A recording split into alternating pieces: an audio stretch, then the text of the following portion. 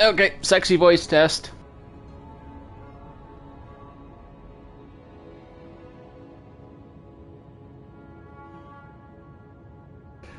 Yep, is it sexy enough? Sexy enough for you?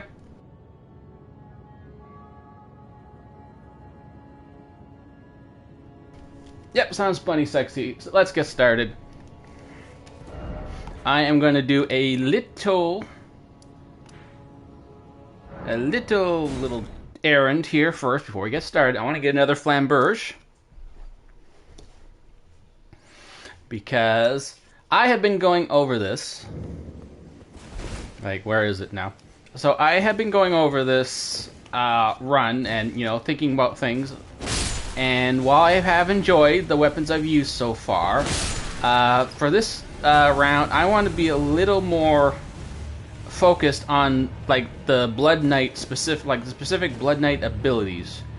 So I'm going to be using more Bloody Slash and Dancing Blade this time, rather than getting too heavy into like that axe, the Rotten Axe. This one here. It's certainly plenty powerful, and it's certainly bloody and all, but it's not quite. It's more like how a. Will I survive this? Of course I will, because that makes no sense. What I was getting with the Rotten Axe is really just more hacky slashy play. I mean, sure, I was doing blood damage and everything, but it was starting to feel more like I was playing World of Warcraft Warrior more than anything else. So I want to get back to using Blood Slash specifically. So I am going to, and even though, okay, and there's another ability called Blood Tax this game has. It's really more like, which is really more like just repeating. There's really not an ability like repeating Slash in World of Warcraft, at least not that a Blood Knight has, but doing the blood damage plus the stealing HP is so Blood Knighty, I just kind of have to do it. So I'm gonna grab here another flamberge. I was actually gonna do it with the, what was it called? The flame sword, the monk flame sword or something it's called. But the drop rate on that thing is so stupidly low. I mean, I spent an hour trying to get the thing to drop, and I just gave up on it. So, and I only really liked it because it was one of the few curved great swords that were more dex. It had like a B dex scaling and a C strength scaling, and I really liked the idea of it. I don't know, it just felt like it fit, but the damn thing just wouldn't drop. So, but the flamberge, well, I mean, I was trying to think, well, I need another sword, I need another weapon for blood tax, and yes, there's plenty of other swords and weapons available to me. I didn't want to use a curved sword, one-handed sword. So then I remembered, oh yeah, there should be another flamberge sitting there. So there you go. I now have two flamberges. I may not even be pronouncing that correctly. I don't know. So I got two flamberges, and I am going to give it blood tax, and we are going to make it more occulty or bloody. I think I made the other one more occulty than bloody. Whoops, no, I changed the one I had. No, the basic one is just fine the way it is. We want that to be a bloody slash. Right, I prefer dex, or actually really doesn't make a difference if it's dex or no, wait, the bloody, there's D&D, and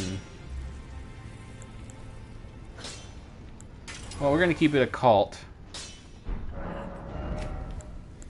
and the other one is supposed to be the blood tax.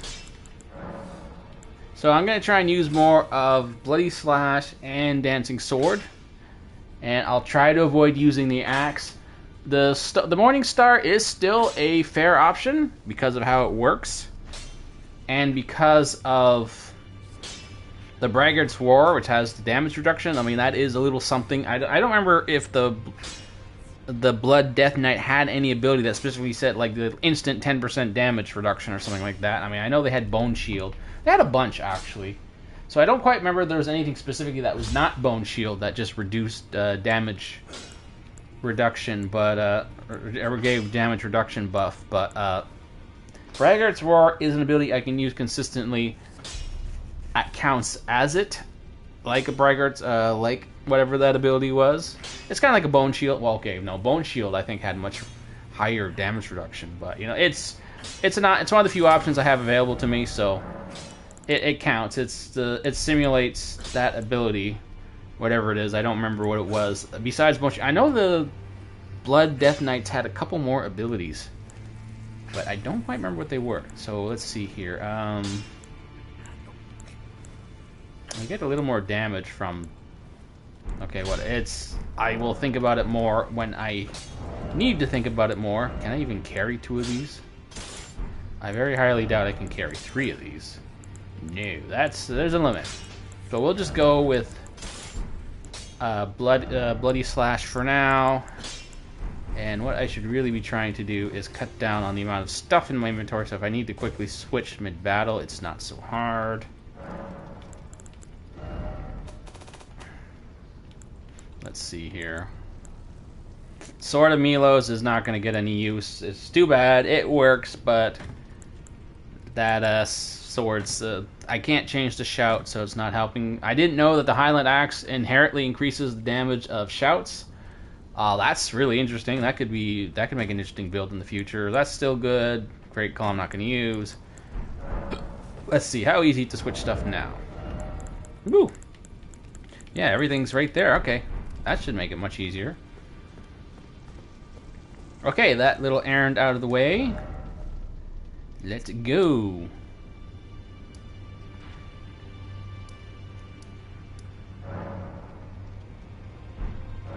We're going to head to Neil. We try and unlock the way to the consecrated snowfield.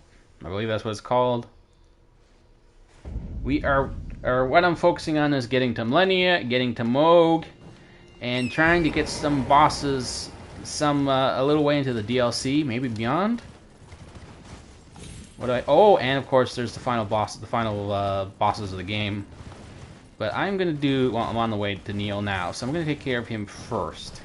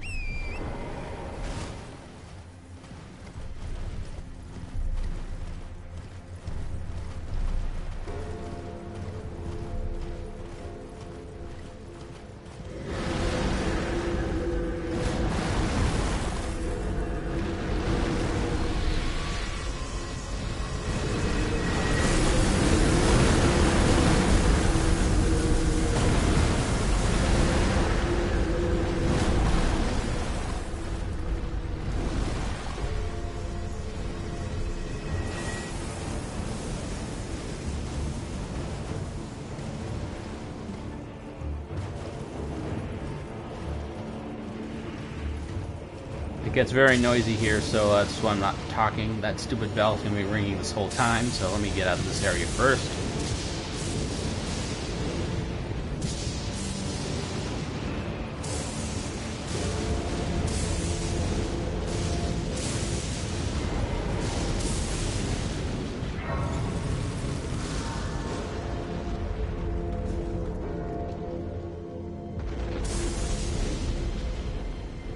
Okay, there we go. We're away from the noisy stuff. So I was thinking about some new builds today. Someone posted a video where they play through Elden Ring as like a Night Rain class, and I think it was called the Raider, the guy that can deflect. And I've actually been thinking about that already. I thought about that idea before, but you know, I couldn't really plan for it until I'd actually played the game. But after going through it, I don't think it's that hard to replicate the classes from Night Rain in Elden Ring, but it's pretty limited depending on the class, and the results for some of them is not really worth doing. Like, for example, the Duchess, her little repeat damage ability, that's just it can't do it. There's nothing like that in Elden Ring. Now, turning her invisible is in Elden Ring, but to the extent that it works in Night Rain, I don't know. Like, it would have to make you invisible and lose aggro off of bosses, like, the moment you use it, right, to be worth it. And without that, it's not worth turning invisible. But in terms of setting up something so it turns invisible and giving her something, I was thinking repeating thrust. That's quite possible. That is possible, but, I mean, is it really worth doing? I mean, what is it? Without that special ability of hers, I just give her some secondary ability with a thrusting weapon. And some ability that allows her to turn invisible, and then what do we have? Like, what do you have? You just have your standard rapier-wielding type character.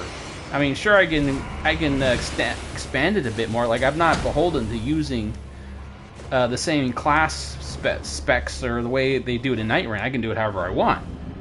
But I don't know. I just thought about it. It's like, okay, I got repeating thrust with some kind of rapier.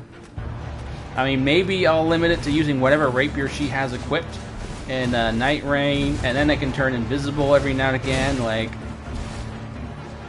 what else is there? I don't know. I don't think it's that exciting. I was thinking more about the Revenant, the girl that has all the powers. She can summon a lot of ghosts. Now, she is a little interesting in that her default weapon is like a sort of energy claws, and the closest equivalent... Whoa, where'd you come from? The closest equivalent to that in Elden Ring would be the bear claws. And now playing someone, like getting used to finally use the bear claws, that could be fun. Like, I just imagine this little girl running around in a dress, like attacking people with the bear claws, right? That sounds quite amusing. So that's an actual build that could be fun, but in terms of replicating her other powers, so her other thing apparently is summoning various undead. And certainly that's within reason, but aside from that, it's basically bear claws, summon undead. But I think there's a little more to it than that I'm not sure if I can... Where's my kelp? The Skelly's already dead? Crap, and I gotta deal with these guys. I'm not used to fighting these guys.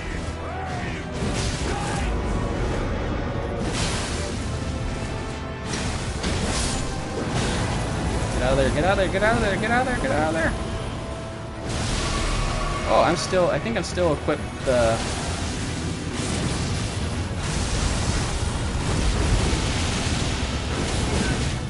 What?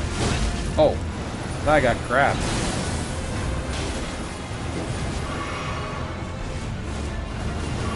Yeah, I don't think I have the speed to use regular slashes.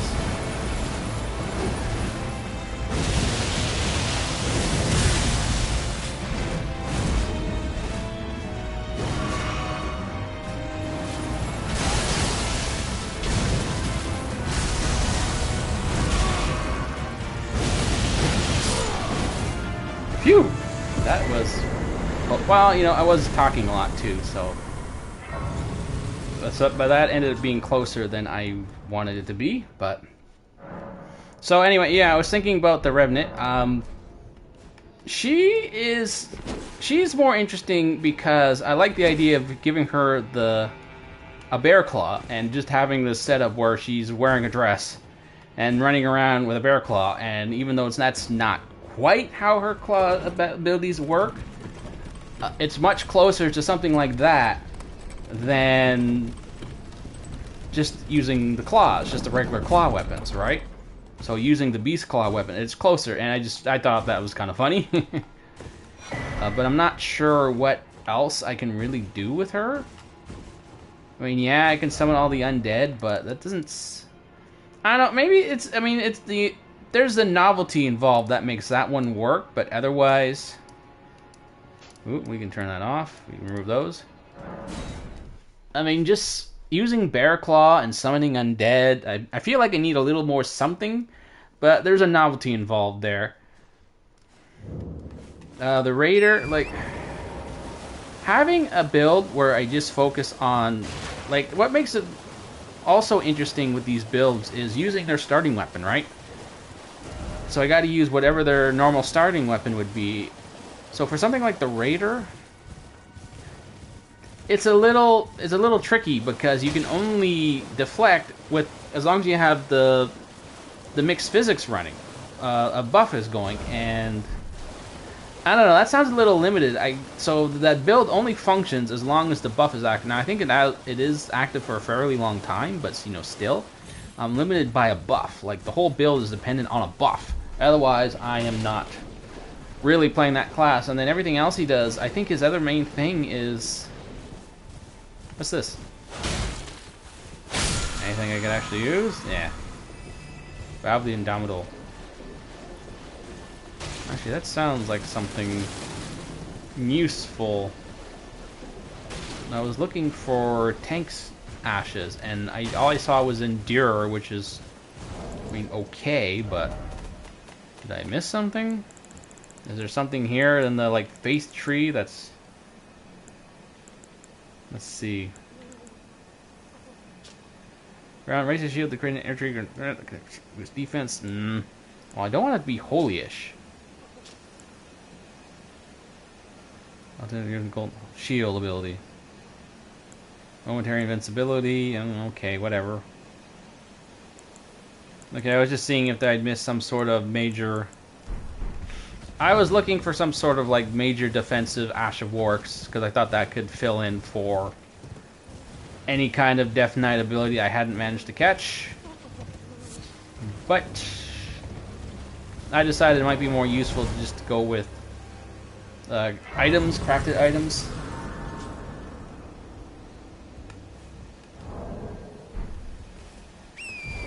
So yeah, that's...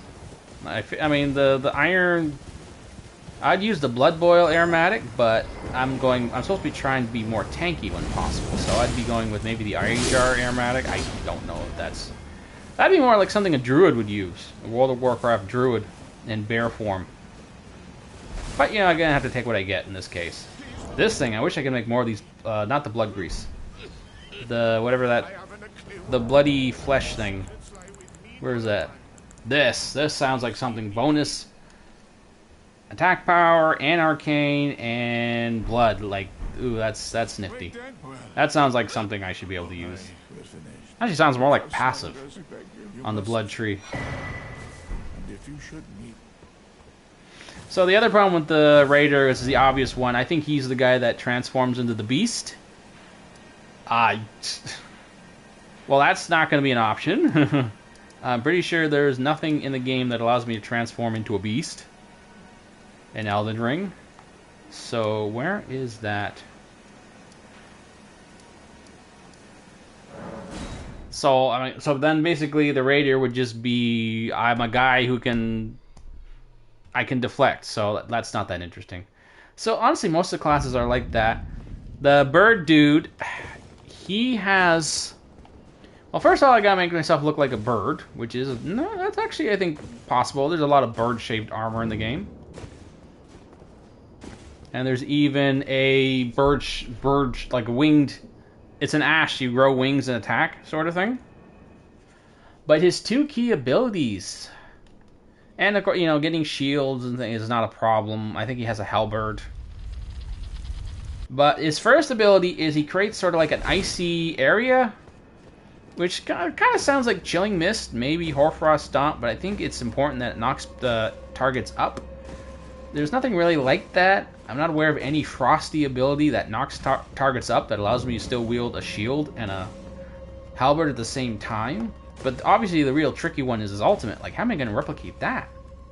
I mean, what ultimate in the game allows him to, like, jump up in the air and then come down with a smash? And, well, raising allies is no real importance, but... I mean, you gotta look up more what that ability does. I think it does more than just raise allies, and I think it creates, like, a defensive zone. I mean, the grow wing ability kind of works for that, but it's a pure offensive ability. So, I mean, that one is a tricky one. I think I can make it work. There's nothing unique about the mage, the girl. There's nothing special about her. She casts spells, but there's like a weird, funky quality to the way she casts spells that makes it difficult to use her, and that's not enough of an idea to do a build around her. Wilder, yes, I'm sure it wouldn't. I mean, he just uses a bastard sword and a medium shield or something, or a buckler shield, and the big explosive fiery blast. I'm sure there's some power spell somewhere that equivalent equates that. I should really use these points. But his main gimmick is that, you know, is the grappling rope, and there's nothing like that. Elden Ring, big guy with the big axe. Probably wouldn't be too hard to build him. Yeah, and probably wouldn't be too hard to find an ability that's sort of like punching and kicking and knocking things down. I mean, kind of, was it Wave Palm Blast, I think it's called? Is kind of similar in how that works, really. But his ability where he creates like a big wall in front of him. I mean, how am I gonna replicate that in Elden Ring? There's no way. Who am I missing? A bow guy. There's bow guy. He has like a 3-shot thing on his power attacks. He has through and through, which is just, you know, what's the second? I don't remember his second. His minor ability. His ultimate is way more powerful than any bow class can actually pull off. So in a way, he's just an archer, really, with one really powerful ultimate. I mean, his utility comes from the fact that he can like res people from a distance more than anything.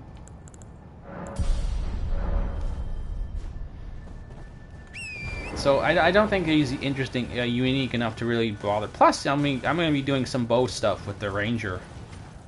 Who am I missing? I did the Duchess. I talked about the Duchess, the Revenant, the Raider, the Wilder. What's his face? Big tanky guy, archer guy. I think that's everyone. Yeah, I think I covered everyone. So Revenant and what's his face? The Witch Girl. Yeah, I talked about the Witch Girl. So Revenant and Birdface are probably the most reasonable I can pull off. Everyone else is just not unique enough to bother with. I mean, big guy with an axe who has Wave Fist is kind of amusing, but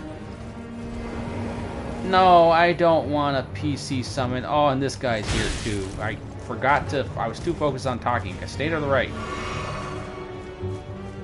You have to stay to the right.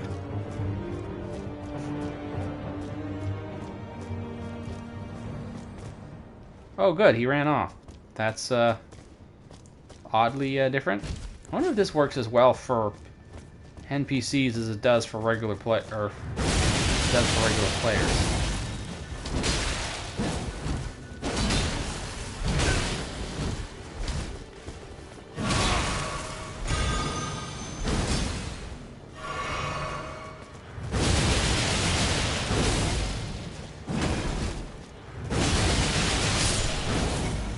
Yep.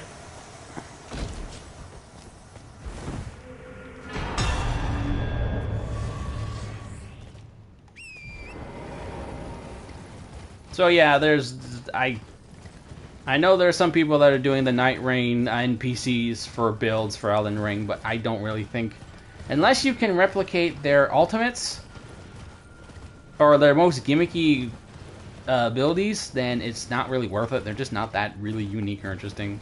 The Duchess, she can work. I just don't see how useful it would be. I mean, unless her invisibility can actually make her lose aggro against bosses in Elden Ring, that would be interesting and fun. But otherwise, it's not that interesting. I don't know. It's not my. I had a better idea that I actually found so interesting. I almost tempted to do it next week, maybe over Ranger or Killer Mushroom. I had if you've ever seen my shorts, I have a short called Just Jump, right? And if you've seen me fight Rolana, you'll know why, because her attack windows, or hit windows against jump attacks are stupid. You can literally just jump attack her over and over again, and she will miss like maybe 70-80% of her attacks. And so I made that video, and then after I've discovered Royal Knight's Resolve, which gives you an 80% bonus on your HP on attacks with a weapon, which applies to jump attacks. And I got this idea: what if I just create like a just jump build, just jump attacks over and over again? Now, ultimately, that just looks like a Giant Crusher build from what I've been able to find, but it sounds like a lot of, I don't know. I really like this idea of just being built for just jump attacks, especially if I can get 2 Giant Crushers. Actually, I don't even have to get 2 Giant Crushers.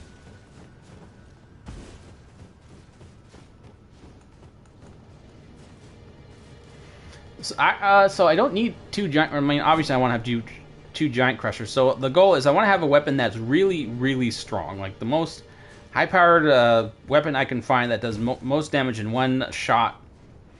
Right now, it's not the Giant Crusher, believe it or not. There are other weapons that are stronger. The Blood Fiend's Arm, for example, and the Anvil Hammer are stronger. But, you know, the Anvil Hammer and the Blasphemous Blade and these other weapons that can actually do more damage don't give me the option to change their ashes. So, I have to use Giant Crushers. And the Blood Fiend's Arm is also a weapon that is actually stronger, and I can change the ash. But it's stronger by way of there's like so many different... It's got like a bunch of stat bonuses that make it that way. Oh, you shouldn't be... Shoot, you should not be aggro just yet. Oh crap, this makes it really difficult. If she appears... If she doesn't appear, then this is really easy.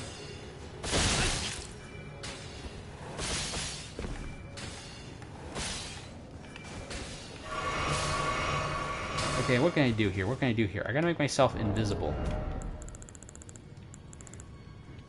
Because she should not have appeared. Let me see. I know there's something that will make me invisible. A consumable that can make me invisible. Or wait, do I have the lantern? Ooh, yeah, I got the lantern here. Yes. Oh, this thing's so handy to have. Man, I shouldn't be using it now, and I do know there's a usable item. I've seen them that can do the same thing, but I just want to get out of here.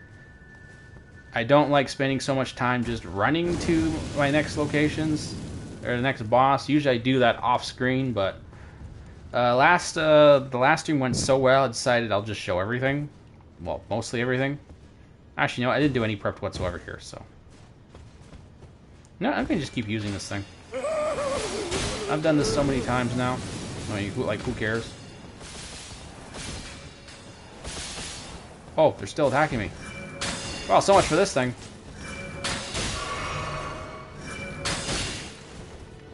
Why you're not using the potion?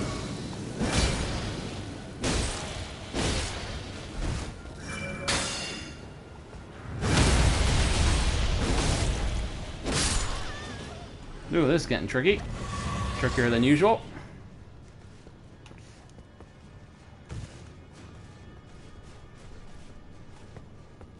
Alright, so where was I? Oh, I lost my train of thought. Alright, so bonk, just jump build. Wait, what's making me heavy? Right, this thing.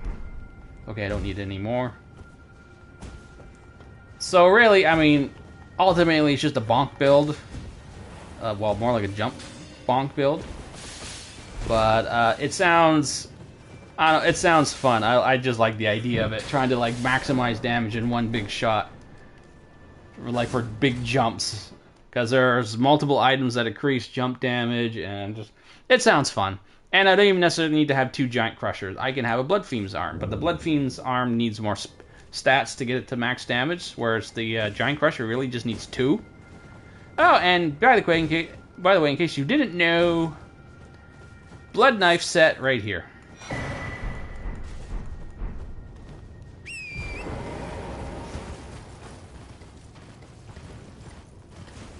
So I might end up doing that one instead of D&D Ranger next weekend. It just sounds... It's a very simple build, but it just sounds too much fun to not do it.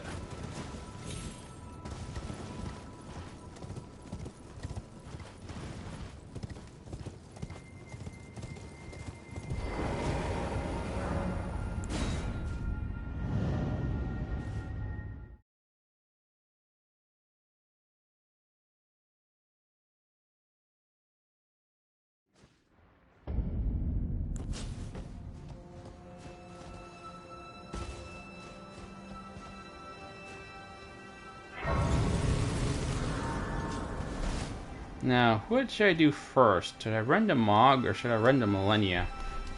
Well, I mean, I should be just running, period. Either way.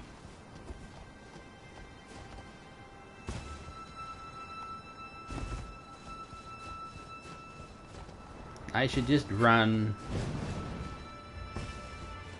Not a lot. Oh, wait, why did I do that? Oh, that was close. Not too many people watching right now anyway, so I'm just going to focus on running.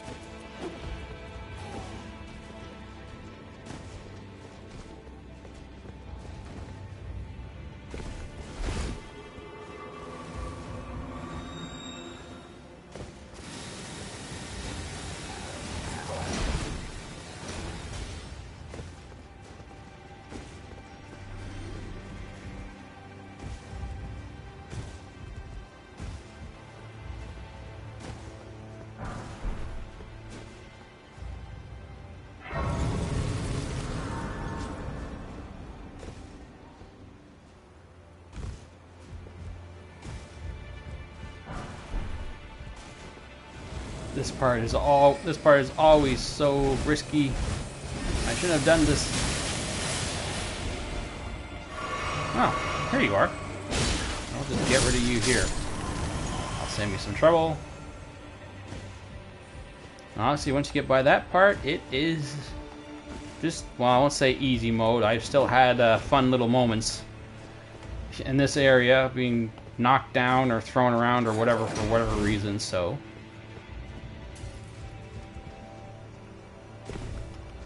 Yep, make sure you send this elevator up, kiddos, or else it won't be there.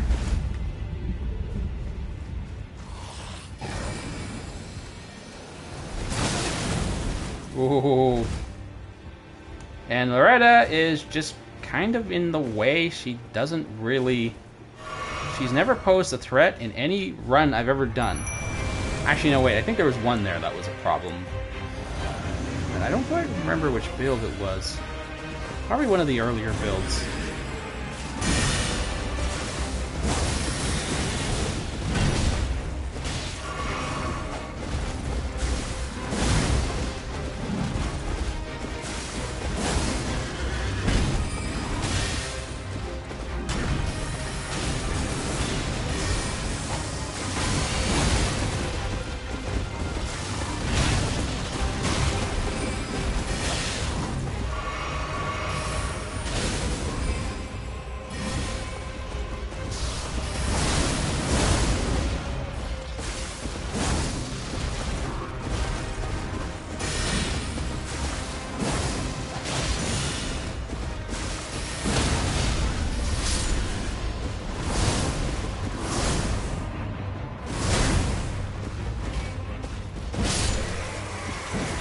Yeah, she's just a speed bump, so we're not gonna talk much about her. So let's just get to Millennia. She's the one we want. But first I'm gonna go back to Moog. Well, not right now, but gonna get to Moog, and then we'll set this stuff up. And we'll see how long it takes to do everything.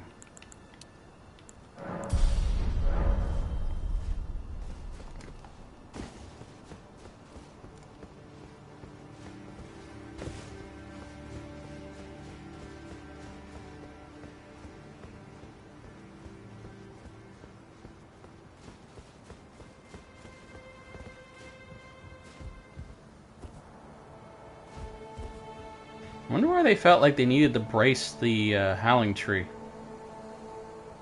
I mean, I know tree braces are not exactly unusual, but usually they're for a tree that big, the braces are usually placed a lot higher, like more towards the middle of the tree. I mean, I actually had a tree in my yard that actually broke. It bent. It started growing in a bendy pattern for some reason, and it was going to crack and fall over. Like, well, you could see it cracking and falling over, and it was like a big tree. It would have crushed all my cars. Car, I should say, not cars. It would have fell in the driveway, at least.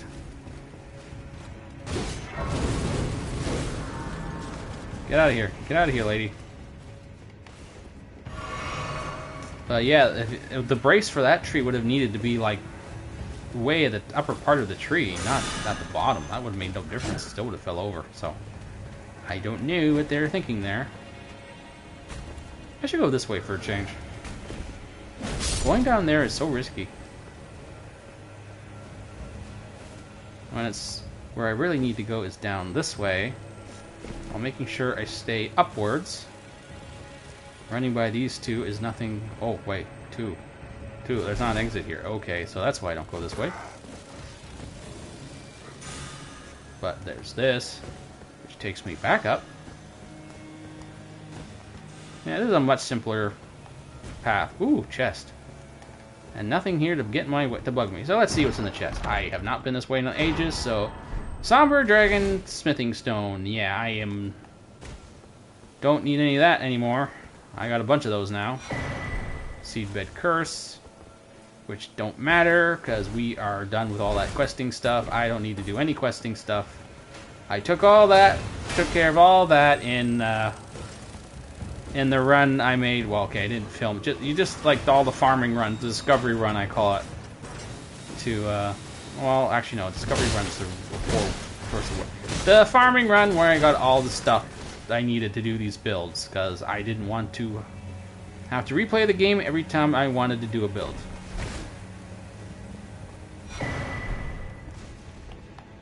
Okay, so far this is going swimmingly. So let's keep going. Alright, I forgot to change the armor for this stream. Yeah, I should change the... Well, there aren't too many options, though, for like, World of Warcraft style armor. This one would be like the World of Warcraft style armor for, I guess, the Alliance. This looks like something they'd wear. It looks closer to that one Paladin set, where I think they had like books for pauldrons or something silly like that. And the other set is more appropriate for the Horde.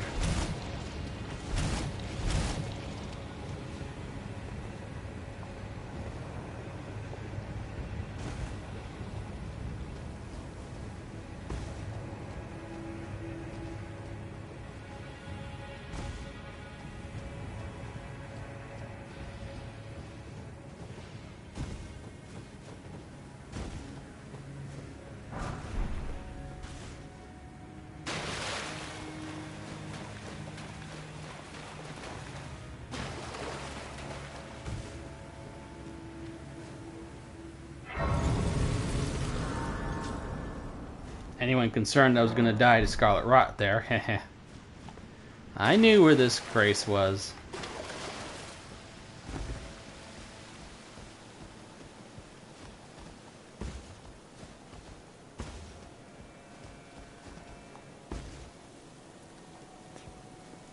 Approaching the end.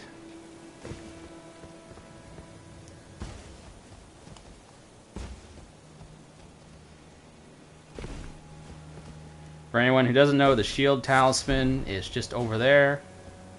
It's in this chest up there above my head, which you can get to by, you know, more carefully working those or wandering around those branches. I'm sure there's a way up there.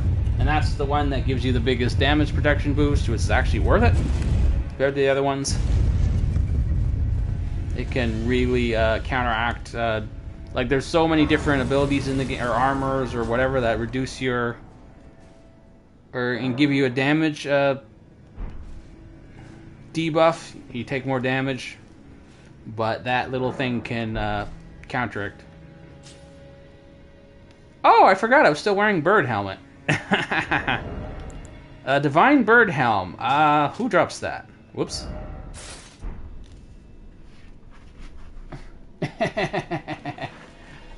Actually, it's funny because I think it drops from a place that's roughly your name minus one letter. I think it drops from Rao in the DLC. One of the divine, like they're one of the bird-headed helmet guys, I think drops this. Why do I have it? Why did I have it? I forgot why I have that. Did I actually? Oh, right, I had the dragon helm. Oh, but now I have a heavy load. Right, I was thinking it was odd that I was able to equip two items at once, or two swords at once. Yeah, I should change this setup.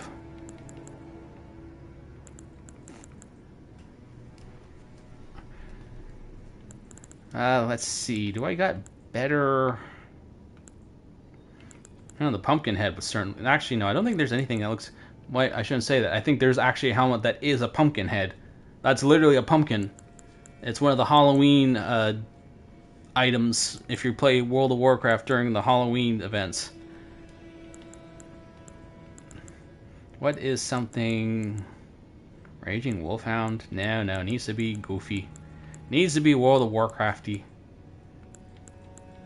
Unfortunately, well, actually, World of Warcraft helmets aren't that bad in general. These are all like real helmets. These have all existed for real. Marionette shoulder helm. Where's a cage on my head? Yeah, that looks suitably crazy. But no, I need to change my armor setups. So what did I have last time? Okay, that would work, but that makes me too heavy. Veteran's armor. Oh, right. I used the bull goat armor. Because that is definitely silly. Loretta's helm. I don't know if you can actually pick up her helm. Maybe you can. I don't know. So yes, this is totally something you'd see the Horde in World of Warcraft have. That is definitely appropriate, but I can't wear it because it looks like it. I can't wear it because it's wow. It's yeah. I'm surprised I'm able to get to meet this heavy armor going and have two weapons going at once.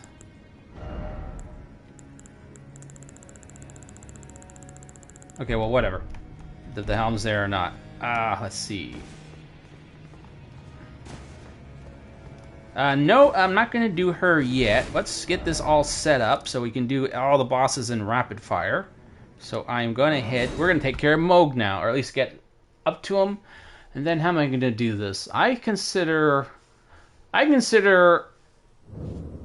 Millennia to be harder than anything else at this point in the game. So I'll do her last, which is really a really stupid mistake. Oh, let's save the hardest boss of them all for the point of the night when I'm probably too tired to fight her anymore. Moog is... You would be surprised how easy it is to beat Moog with the Lord of Blood with blood weapons. It is surprisingly easy. Actually, he was one of the guys... I beat him before I could finish Neil with my ninja, that one build. Actually, I think I did it with Wolverine too, because Wolverine was pretty much the same as my ninja build, just, you know... more hairy. No, I couldn't replicate Wolverine's look. I just replicated the result, which is, you know, a lot of HP regeneration and I only did one stream for Wolverine. Because replicating his HP regeneration is simply not possible, or not even close to being reminiscent to how his HP regeneration should be until you get Millennia's Rune. To get the Blood Rally thing. And then you can't. Oh, right, this guy's a pain in the ass. Let's see. I always consider it a risk to get caught on some of these NPCs. This one in particular can rip through your HP in like practically instantly. Then again, I have all the same tricks he does. Ooh. That's right. Just yeah, okay, fine. Bounce around in a circle. Yee! Yee! I can't mod a PS5. But if I could use mods, I certainly like the co-op mod. That would be a lot of fun. But, you know, then again, I don't... none of my friends want to play Elden Ring. My sister does... Well, I don't know if she wants to play Elden. I don't know. It's not really her style of thing. She was interested in playing Lies of P, but she hasn't actually played it yet. And then I told her, well, just go play Bloodborne. It's pretty much the same game, and for some reason, she's not that interested in it. Also, well, I don't know if this is an Elden Ring yet, but in the original Dark Souls, it got a Halo mod, which got all the weapons from Halo. And they're overpowered and totally break the game, but the novelty of it would be funny. So that I'd want to see, but whatever. That's neither here nor there. But that'd be fun. I'm sure there's a million great mods.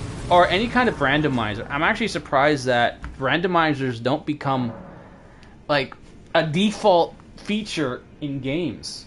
Because randomizers, especially in games like this, can make things really interesting. Like if I had like an enemy randomizer or a loot randomizer or something. Well, loot randomizer in a game like this would be more fun than Bloody Night Rain. Because it's like, okay, you still got that whole feel of like it's completely random. But your build can change dramatically because you turn a corner and like, okay, well, I think I'm going to go for a blood build. Holy crap, here's this axe that does crazy damage. I'm going to use this, you know? Like, that makes it interesting. It makes exploring the world so much more interesting because you never know what you're going to get. And then, of course, the boss randomizer. Like, you could have bosses appearing in the field or who knows what kind of enemy. You see me running around just running by everything all the time in these runs, right? But in a randomizer, I can't do that.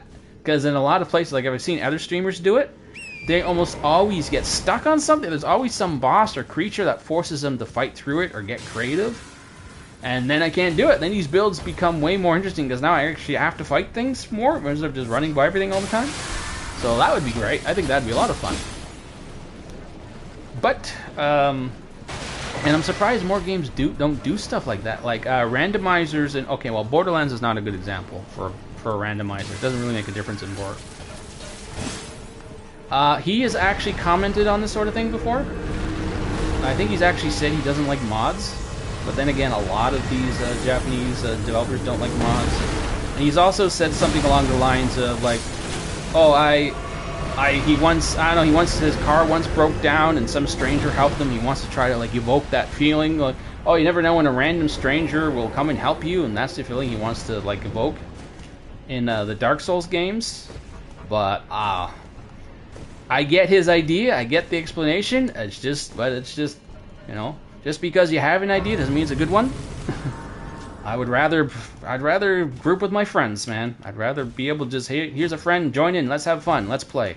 Like that's why Borderlands is so crazily. Yeah, but he also treats his game. He also trolls people a lot in his games too. He is actually admitted to trolling people. So. And I have worked with artists in the writing field, and you know, we always want to do good by the artists, especially the really good ones when they make really good stuff. But I gotta tell you, sometimes if you actually saw every idea every artist tries to implement into their ideas, I mean, I can't say for like movies or TV. Well, okay, no, I did do TV. I did TV once, but in that field. If you allowed some of these artists, like these really crazy artists that you see people make fun of sometimes, You know, like the starving artists who are always talking about everything's art, and you let them just do what they want to do. If you saw the ideas they want to always implement, man, trust me, you won't like them. You don't like them. Like, one example of a game where the artist was allowed to run wild? What was that Squaresoft game where everyone was muted?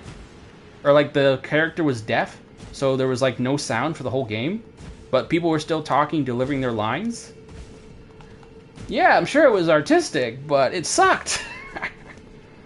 So, I'm not that I'm trying to criticize Miyazaki, but, you know, look, man, everyone's telling you they want to play with their friends. Like, get over the whole artistic element to why or how it shouldn't be done. Just do it. I mean, it's the most popular mod by far for Elden Ring. I think it has like 2-3 million downloads. Where was I going originally? I lost my... I got on a tangent there. Okay, right, I'm at Moog now. Yeah, so there's Moog. Okay, so, okay, how are we going to start? Okay, let's start with the base Elden Ring bosses. We'll to the endgame bosses. I mean, that alone... Oh, actually, I have no idea. Sometimes I beat them really fast. Sometimes they give me... They're a pain in the ass. Like, Godfrey, or... Well, not Godfrey, but, you know... Hua Haula, or... Horalu, or whatever the hell his name is. That little bastard can be really annoying for a melee build.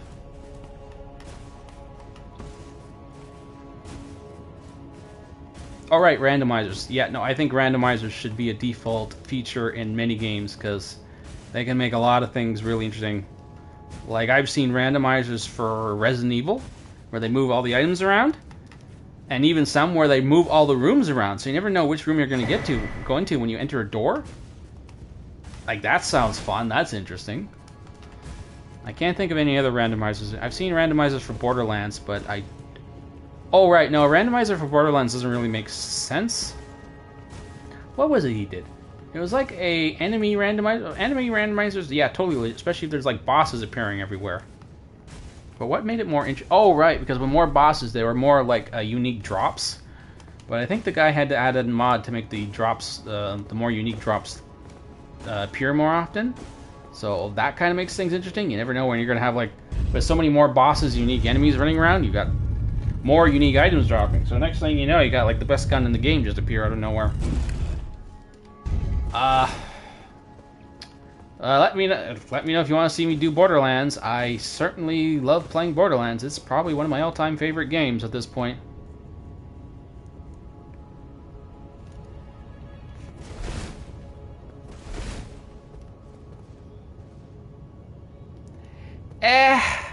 Not necessarily, because that assumes that those modes or features will be played by default, or you're assured that people will play them. But the reality is, or at least based on marketing I've seen, like maybe 10% of people even complete the games.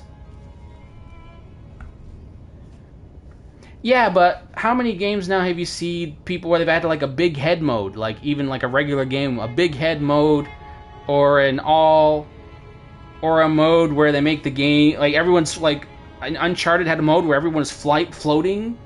So clearly it's not an issue because people have been putting them in their games, and those games still became really popular. And again, as I was trying to say, like 90% of gamers apparently don't finish the games they play anyway. Just the basic single player normal mode, let alone a hard mode or a nightmare mode or an invisible enemy mode or any of that stuff. So clearly it makes no difference. But at the same time, it's like one of those things where you lose nothing by adding it and gain a lot by adding it. So the people who don't care for it weren't going to care for it in the first place, whether you added it or not. And the people who do care for it, it just adds that much more value to it if you do add it. So it's like you can't lose. Other than dev time, right? But, you know, I mean, devs get paid like $150,000 a year. Like, poo, poor devs. Oh, you gotta earn your $150,000 a year. No, I gotta do work. I need more. I need $200,000 a year. So, don't care about them. I've met game developers. Trust me, they're whiny babies. My sister actually worked for Ubisoft. No, don't use your...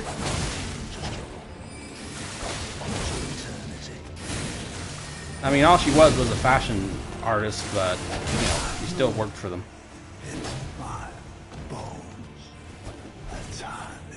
Actually, no. I gotta be more specific there. She was a contractor who got assigned to. You remember those videos where they showed people like the Xbox? They would burst out of the Xbox, and they were all like characters from Xbox games.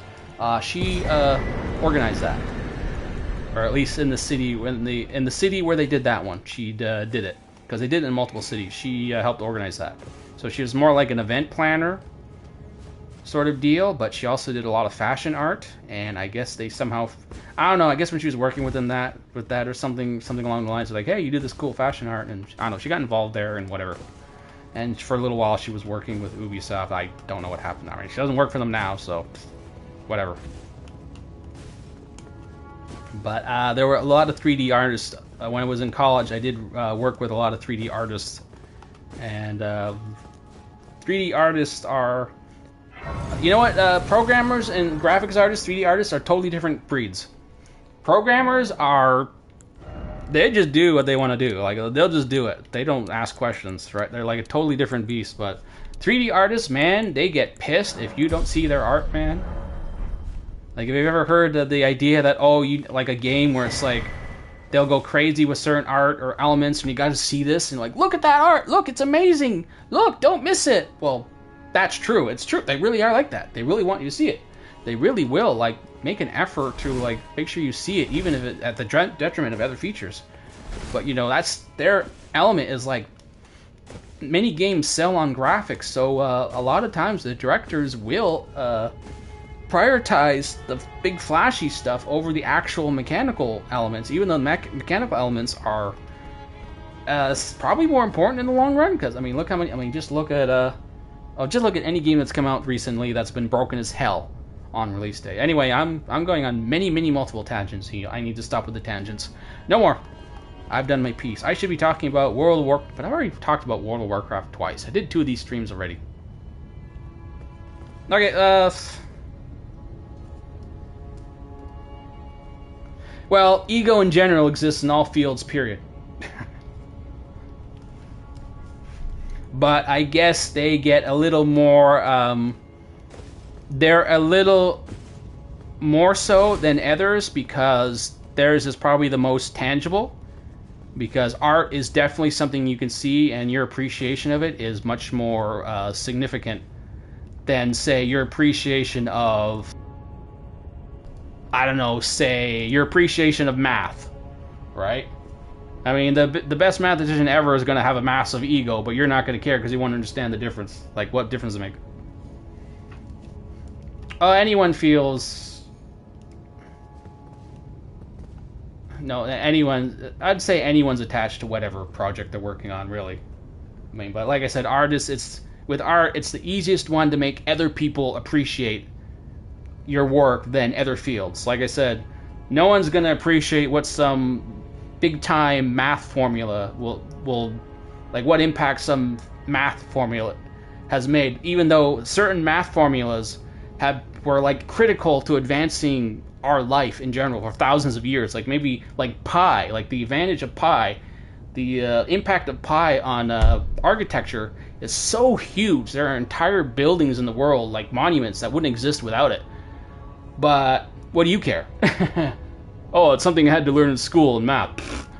You know, I don't want to remember this, you know. Meanwhile, art, look, pretty picture. Well, you can appreciate a pretty picture, anyone can, so it's just easier to build an ego off it. But everyone has, you know, an ego. Especially me. Look, I'm streaming, I have an ego. Or maybe I don't have an ego, I don't know. Depends what kind of streamer you are. Well, I'm too new to really have any kind of ego, really. Alright, let's get back to just Elden Ring. And World of Warcraft, Elden Ring, and I am being stupid. Starting off stupid. Actually, this might be one of the first bosses where I need to think in terms of HP restoration. And, oh, I am being dumb. I should have. This is the first time where I need to start thinking in terms of having some damage reduction.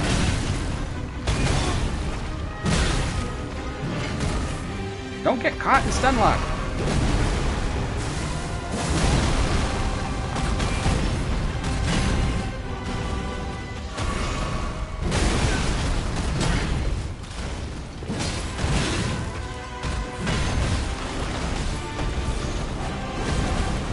Okay, he's gonna do is smash the ground thing any minute now. Good job, Skelly. Oh crap.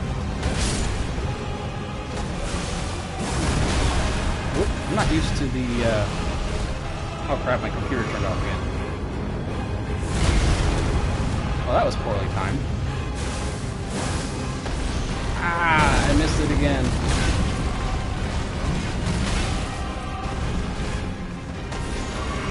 Oh yeah, I just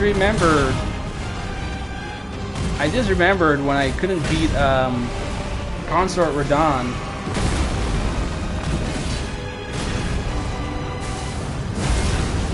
And I justified it by saying, well, technically, Death Knight could not beat Consort Radahn because, in many ways, he's lore-wise, World of Warcraft lore-wise,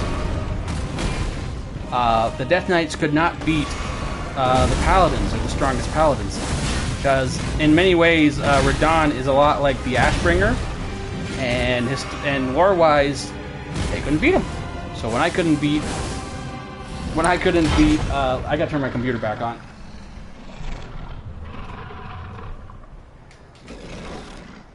So when I couldn't beat Radahn, I was just like, well, it's accurate lore-wise, so I don't know what that. Why? Oh, well, obviously because these are the god characters, they're all holy based, right? I don't know. I thought that was funny. Oh, but I think I actually did beat him with the Frost. But the Frost Knight was doing like 5,000 HP damage per engagement. Okay, this guy sucks. And I totally mistimed that. See, the first phase is really not a big deal. It's this one. And I mistimed it again. Okay, whatever. I always need a run or two to get familiar with him again. The timing's down on him. Yeah, I could not beat him. When I did the Sword and Shield run, I absolutely could not beat him with the shield. And keep in mind the rule for that video was I had to block because it was a bit of a challenge run. So in that one, I had to actually use the shield. So when you're forcing yourself to block, like no matter what, even when it's not a good time to do it against him, it's impossible because he just grabs you and throws you around. So I had to give up the shield for that one. Okay, let's see. Well, it was only run, so I shouldn't really make too many changes. Blood tax was too short range. I like the range here. Wait, do I still have this? Yes, I still have this. Well, what did I have there before? I don't really... I actually do. I will need this in the second phase. So, yeah, I'm going to keep that there. And let's go. We'll get Skelly out again because Blood Knights, the Death Knights had... they had a summons zombie, even though this one in particular is kind of useless, but it's a default skill for Death Knights, so... Crash!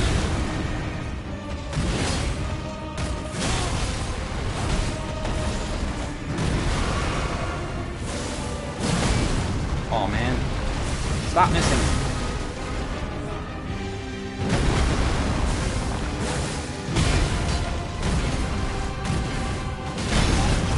Oh shit.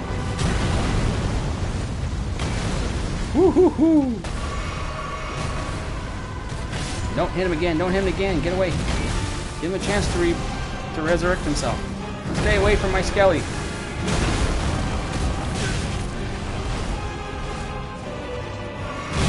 Damn, I'm getting more hits. Okay, well.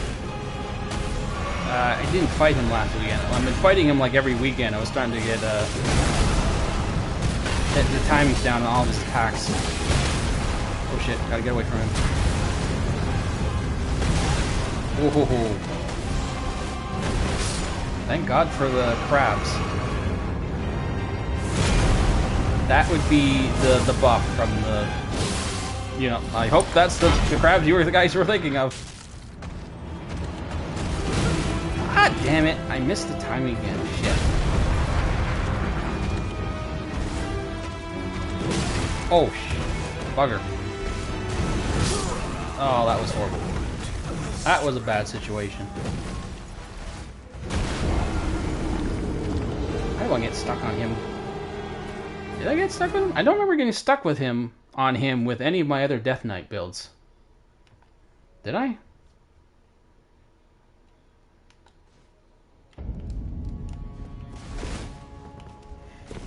You know, I don't think it'll take really that long, but I don't know. Sometimes you can really mess me up, but I shouldn't be messing me up with this build. This build's pretty...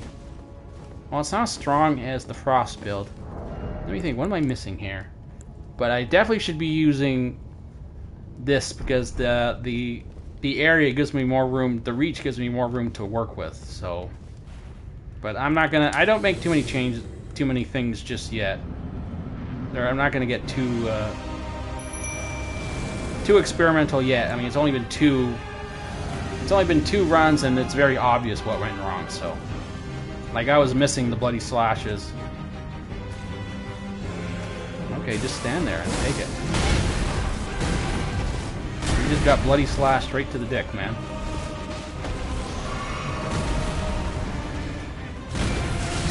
Like that's a miss. If I had been landing more of those, he likely would have been dead.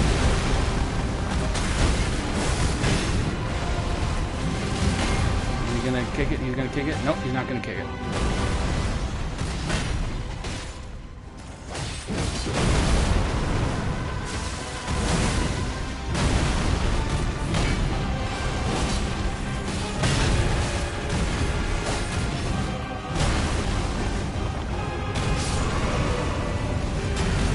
Whoa, that was a close one.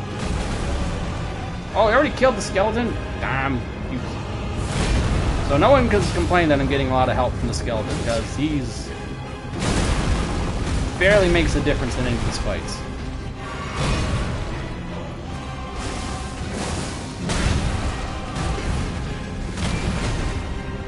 And I need to be at full health when the second phase starts. Shit, that was a bad timing on that one.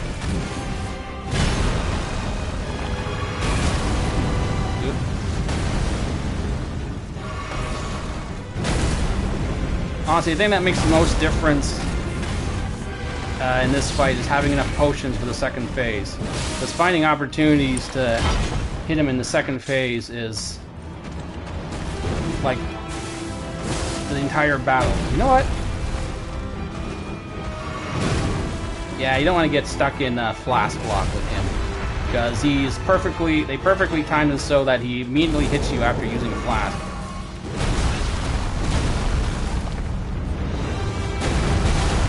Aw, I got that.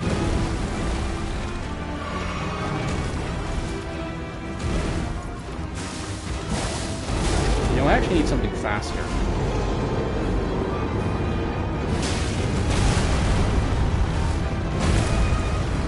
Yes, I know, you should really get away from him when he does that, but it's such a good opportunity to get some attacks in.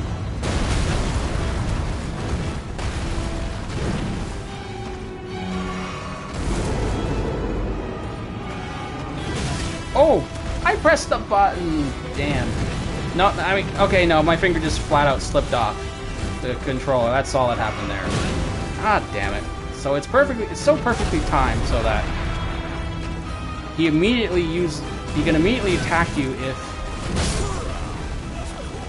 No, okay, whatever. Ugh. So the Bloody Slash is just fine for the first phase. Second phase, though... second phase, I need something faster second phase, really. I don't have time to, No, Blood Tax is a long form attack. I might have to switch to the Rotten Axe for second phase. Just so, because I just got to get the attacks off really fast, and a jump attack is easy to time. But this is not a problem yet, so we're not there yet. Oh, and I should remember to drink another one of these. But it's so hard to time. Or maybe I should just, you know, focus on not talking. That worked last time. Yeah, I'll try that this time.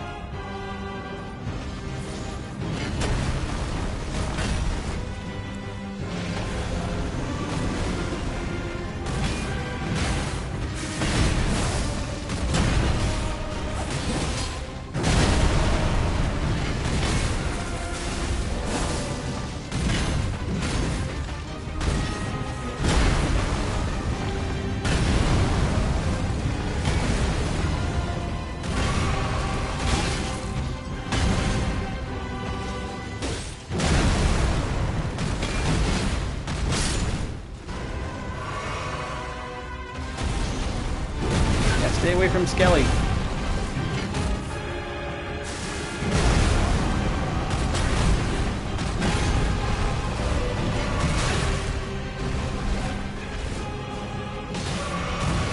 Having the skeleton for the second phase is really important. It helps confuse him. Damn it.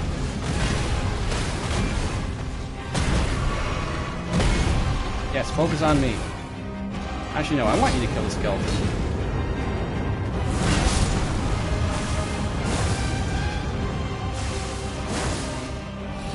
Good, I hope the skeleton comes back.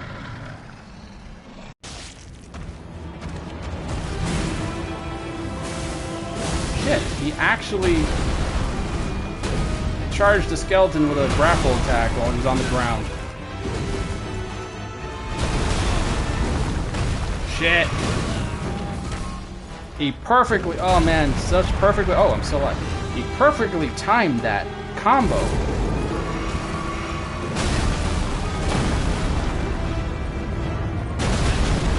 Damn, well, it's a good thing my crab buff is still working.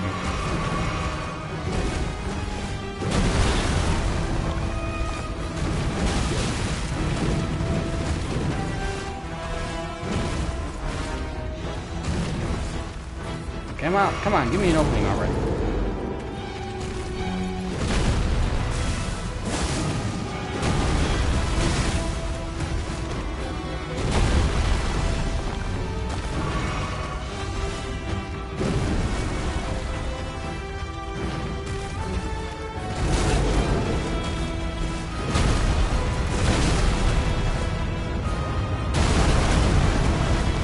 I was hoping staying down would allow me to avoid that, because sometimes it works.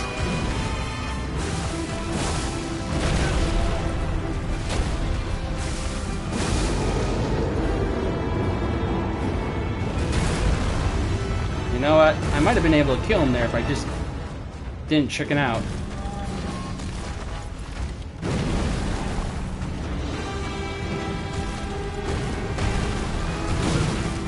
Damn, I messed that one up again. Arrgh. Okay, normally he feels cheap, but this time I can totally get what I'm messing up on him. I know what I'm doing wrong here. I don't know why I am messing up so much. Normally it feels like it's cheap. Normally it's like, I'm pressing the buttons, it's not working, but no, this time I know exactly what I'm doing wrong. Just don't know why I keep doing it. Oh, what was that? What was that? What just happened? There was a weird lag on my right analog stick.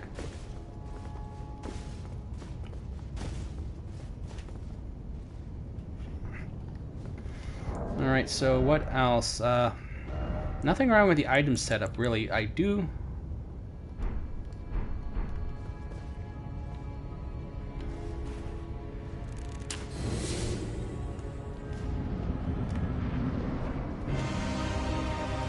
Really, it's just the tale of the two. It's just the two phases. The first phase is not a big deal, but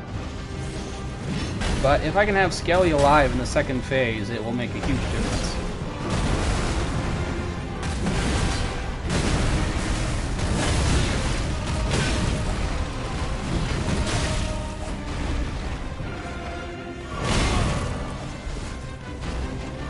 Honestly, rolling does work for dodging all of his attacks. I've done it before, but I'm just messing up the timings this time. And yeah, it's easy to jump to avoid some of those attacks, but there is so much opportunities to get hits in during those stomps. It's worth attacking him.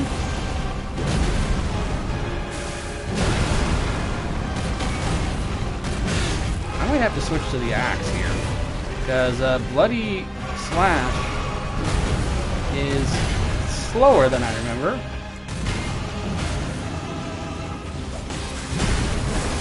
And I'm not breaking his... Usually I can stagger him.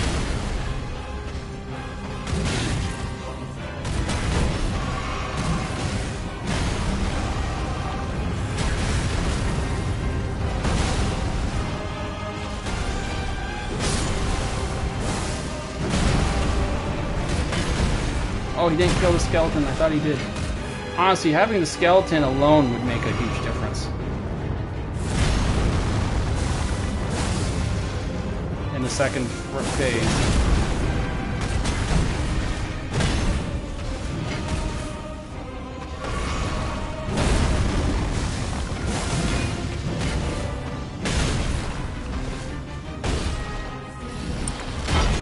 Okay, this time skeleton's alive.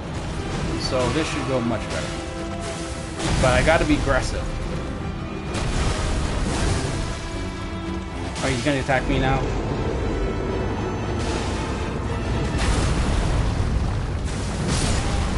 Crap. I wanted to get an extra hit in. No, he attacked him while he was regenerating. Shit balls.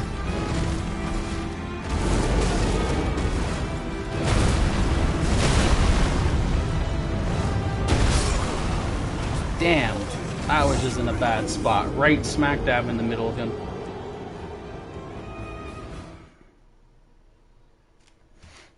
Okay, now this is becoming a problem. Okay, this is stupid. I'm just... No excuses tonight. I am just not missing... I'm just losing my timings tonight on him. I don't know why. I'm not normally this bad with him. So, I mean, not timing-wise anyway. So we are going to...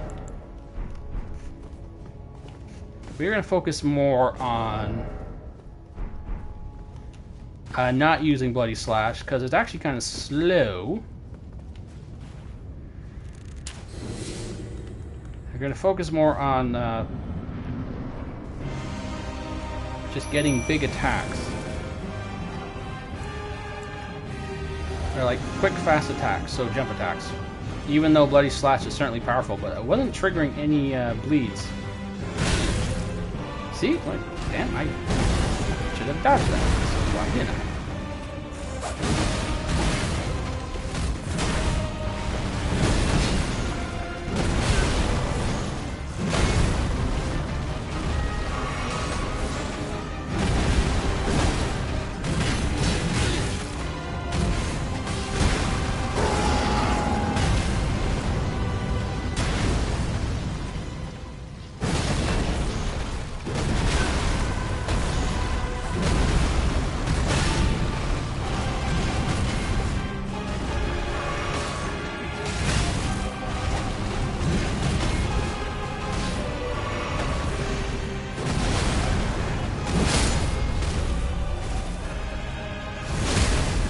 See, that managed to,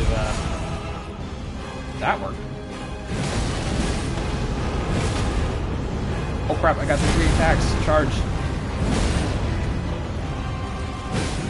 Ooh, got a little extra damage that time.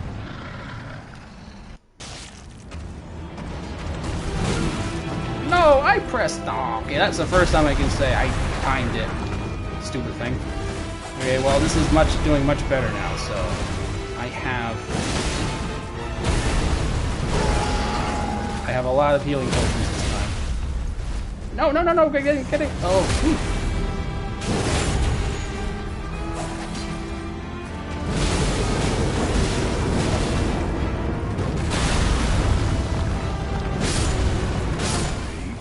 Okay, the axe made all the difference. Or maybe it didn't make a... Actually, I'm not really sure. Or did I just get lucky? He just seemed to spend... you know, I'd say more 60% luck, 40% the axe, because he seemed much more locked on attacking the skeleton that time. And in the second round, the skeleton had full health, and he was focused on the skeleton more than anything. And yes, getting the jump attacks on the axe certainly helped, but no, I think there's more luck on that one than anything. Oh, I forgot to get my great runes. Oh, poo. That is something I should do. I should get... Well, you know what? I need the great runes are going to make much bigger difference for the final bosses. So... do I happen to have one? What am I doing here? Well, whatever. Let's get the old setup back, because it will be just... blood tax or... Because Radon is actually easier to stance break. So I'm going to go blood tax, just because I haven't seen much of it yet. Actually, no, it's no difference from using Bloody Blade, or Dancing Blade, is it? Oh, whatever, I just want to use blood tax. I will definitely want some holy... damn resistance.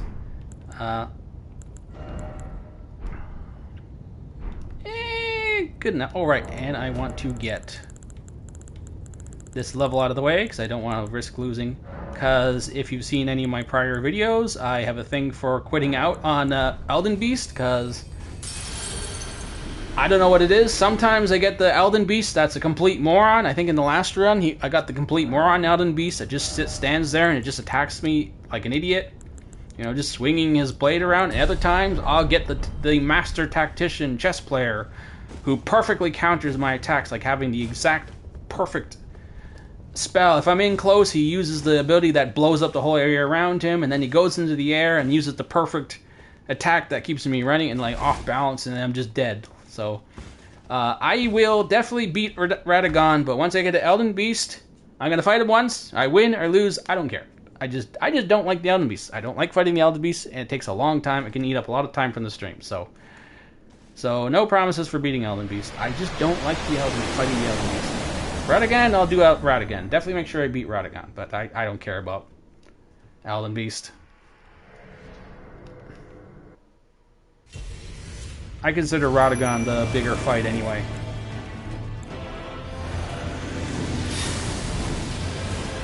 Are you trying to grab? Are you trying to grab the skeleton?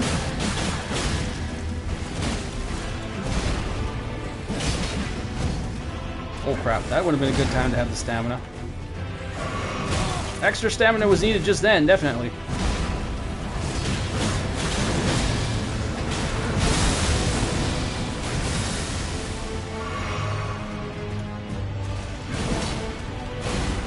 Whatever, another blood tax here.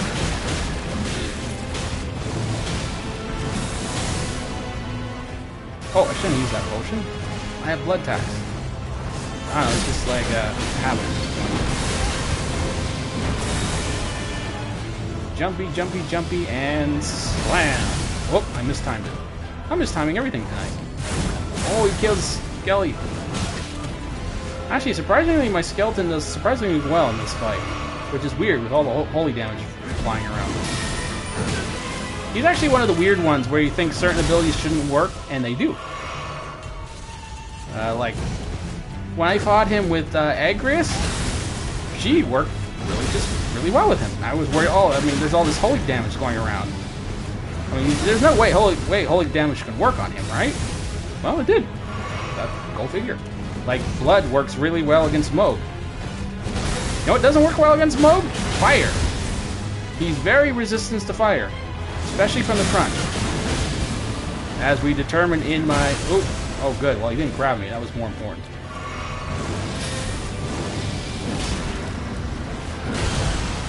Okay, the first time he didn't grab me. The second time, I sneak around behind his bum and it still counts.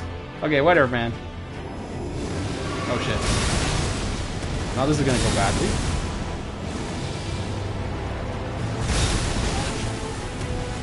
That's fine. It's not bad yet.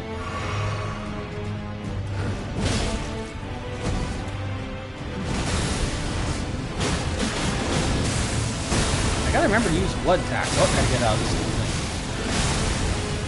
Another one? You think so? Honestly? Well, okay, the music is. But I actually do not particularly like this fight because it's ultimately just a guy swinging a hammer around. I mean, I know he uses a lot of... I know that sounds really reductive, but I mean, when you compare it to something like... okay, I don't know. For some reason, this one doesn't really click with me for any special... Probably because he's one of the few fights where a shield works really well against him. I think any fight where you can just beat him with a shield, it can't be that. You know what? I honestly don't really have a good explanation why I don't. But this fight doesn't click with me. I don't know what to say. It doesn't. I guess the guy swinging... You know what? Maybe it's because of Dark Souls 2. Because one of the big problems with Dark Souls 2 was that there were too many knights in that game. Like, very few actual monster bosses. Surprisingly large number of bosses were just some guys with a sword and a shield. And I know that's what this makes me think of, and that should have went a lot better than it did, that fight. Okay, less talking. I shouldn't be talking so much. That definitely makes a difference, as we have determined in the past. So blood tax is...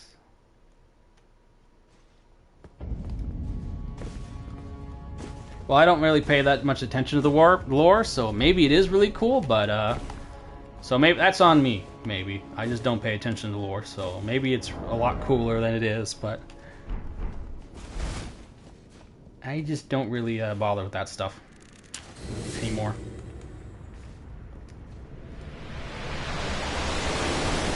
Okay, that fight should have went a lot better.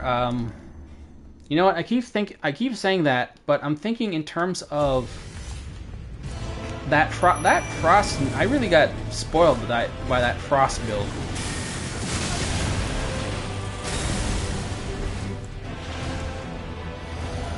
Because that frost build, man, it did so much damage, and it was a perfect counter to him. And I never hear anyone talk about Zamor's Ice Storm. Like, no one ever says, oh, Zamor's Ice Storm is one of the most powerful abilities in the game. No, I never hear anyone talk about it. Granted, I haven't really used any abilities that much yet. Okay, this was a bad spot to do that attack. But Blood Tax is definitely... Oh shit, get away from Skelly. Let him well, I mean, I shouldn't be depending on that stupid thing, but... And here I was earlier saying, oh, he barely does anything. Well, he definitely makes a difference against Horaloo, that's for sure. And yet, the skeleton is pulling more weight than I was expecting him to. Nope, can't be rolling. He could not have hit. Oh, come on. I was all... Ugh. The reach of that ability is... Oh, that actually killed me. Damn.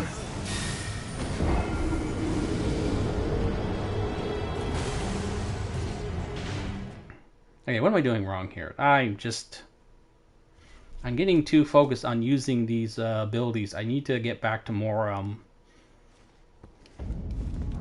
Well, I'm trying to use these abilities because, you know, the whole Death Knight stuff, but it's not necessarily the best.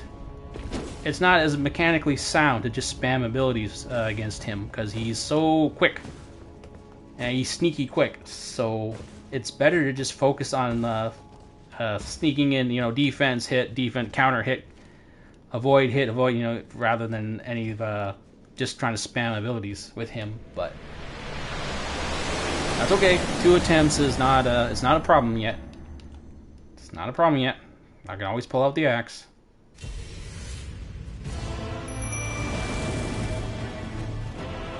Damn, forgot to eat my crabs.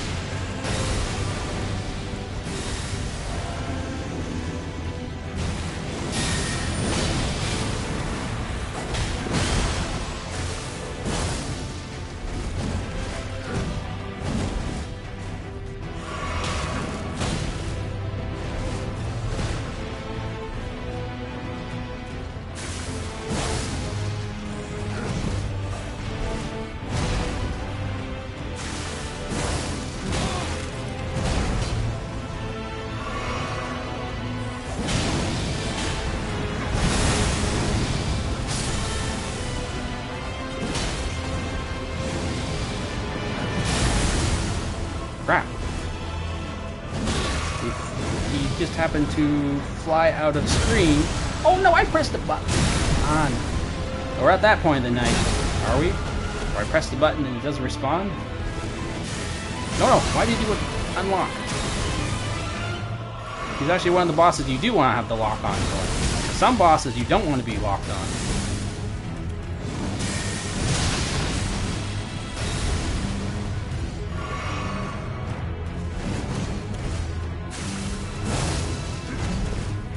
You know, it's been so long since I've fought him without help. Maybe that's just throwing me off.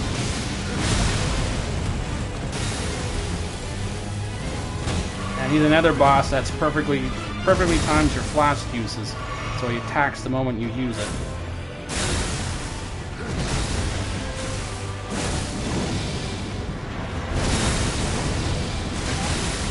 Well, that was just dumb.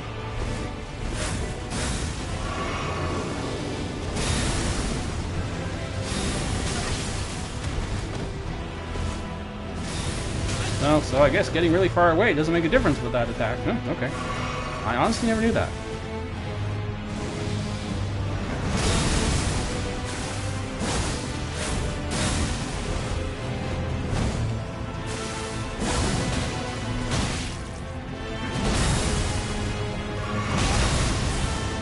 I am so not doing this right. And you mean if I did get to Elden Beast, it'd be like I have like nothing left. Okay, well, that's but it's not gonna go well with Elden Beast. But like I said, I don't like fighting Elden Beast, so as far as I'm concerned, this is done. But we'll see how we go with Elden Beast. But I don't expect to get very far with him, so. Or whatever it is. So, looks like we might be getting the smart one today. So that was the perfect counter to that attack. Where normally he just stands there swinging his sword like an idiot, and I can just get all my attacks off, no problem. And that was a smart counter. And that's another perfect counter. Yeah, this is the Master Tactician tonight. So this is not going to last very long.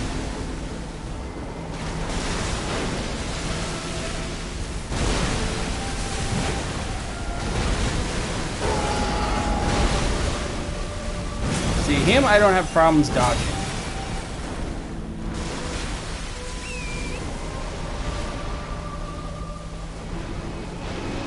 Okay, we are going to get ring attack. Hello, Ringy. Ring of Doom, la la la la la. And we just jump over, and there we go. Now, where are you? Where's your little ugly ass? There you are. Nope. See, that's the perfect counter. Is this the slash attack? See, this one, he's not that hard to fight. It just depends on... Oh, and that's the perfect counter for what I'm about to do. Crapola, crapola, crapola, crapola, crapola. What? I dodged that. Oh, come on. I pressed it. You know, I don't care. I don't like fighting him, so... You're done. So that was the smart one tonight. Today we got the smart one. So we're skipping him because I don't care about him. I don't like fighting him, and any attempt against him can like add like 20, 30, 40 minutes to this stream. Okay, well, whatever. But I don't like fighting him, and every attempt to go after the Elden Beast can stretch this stream out really, really far, so, really long. So I don't want to do that. So I'd rather get into the DLC, and because usually when I leave the DLC to just one stream, it easily goes like 4 hours, and I do not want to fight Radon at like 3, 4 a.m. because I never beat him at 4 a.m. So I'd rather just move on.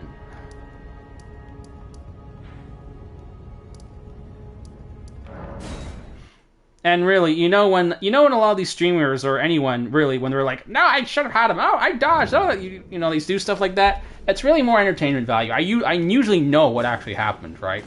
But people get I don't know, I guess they find it amusing to hear people complain and make excuses about these things. So that's really all it is. Like, I've had someone in the past who's like, "Oh, you make so many excuses." I'm like, well, yeah, it's kind of like, you know, a requirement, an unwritten rule that we all just go, and we make up all sorts of dumb reasons why we failed just then. But what actually matters to me, though, is the time. Okay, now, staggering Moog is really important. But I don't want to keep using this axe all the time. It's not very Death Knighty. I mean, it shares the same icon as Deathstrike, practically, from World of Warcraft, but that's about it. And it's very bloody. Okay, well, I definitely don't need, I definitely don't need holy damage for this guy. My focus here is just killing me ASAP. What did I have for him before? You know, I will go damage first time. Usually Usually Moog is not a big problem for... Oh, I don't have Alexander's Shard. I should really have that. Alright, well, we'll see if I can beat him with just the usual setup. Bloody Slash and... What did I got? Bloody Slash and the Executioner's Sword, but I don't have much hope it'll work. And the first time you fight him... Wait, can I actually use this? That's an occult, so... You can't use it if it's bloody, but what about if it's occult? I should actually might be able to use this. Nope, no, not that. That's no, we'll save those for when it's really tough. No, I guess you can't use it for occult. That's fine. And so the first time, I think you're right in his face. Well, okay, not in his face. It's closer. How far from the door? Not that close to him. Okay, that's okay. I'm melee, so come on, you get over here. You walk slowly.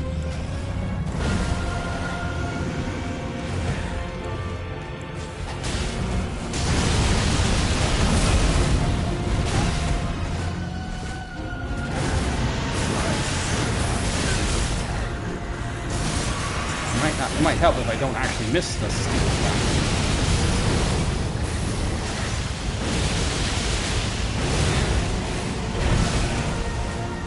No, I gotta get in there before he does another one.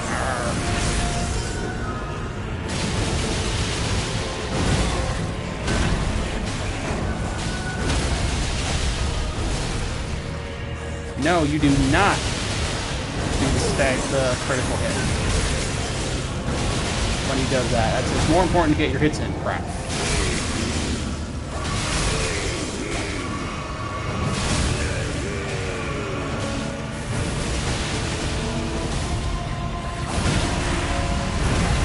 I'm always surprised how effective blood is against him.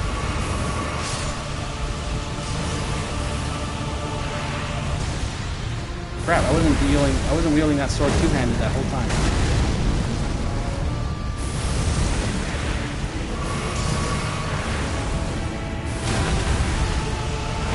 Give me a chance, man. I haven't even... Oh. Well, that was just bad. That shouldn't have happened. But it got stuck in like a... Or I call it knockdown lock, or a knock lock. Whatever, that was going really well. So, that just should not have happened there.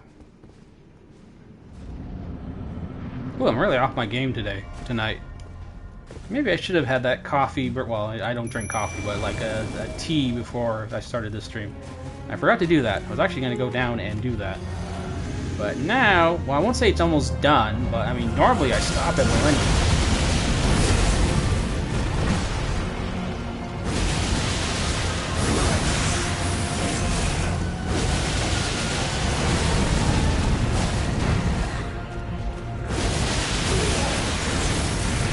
Maybe I should do the stagger, the actual critical hit on the stagger. Oh, can't even get it in. Oh, yeah, that was worth it, honestly. Get behind him. Crap. So not this time. I did it with the ninja. I was able to kill him. but not with this build. Oh well. Still really good.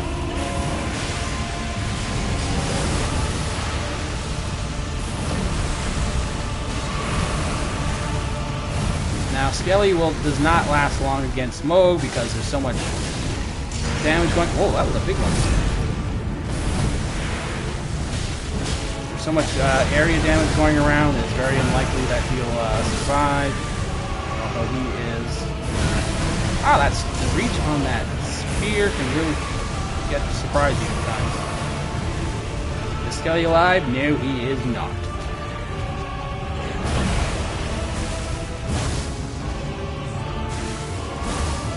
Crap, that would have killed him.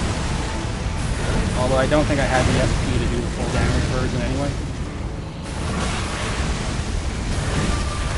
Oh, come on. No, no, no, no, no, no. Oh, my fault. I shouldn't have...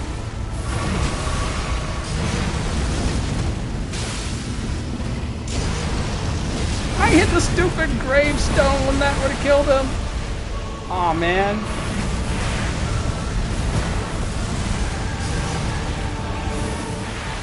Come on, just one more. And we're done. Yay. Da, da, da, da, da, da, da, da. Okay.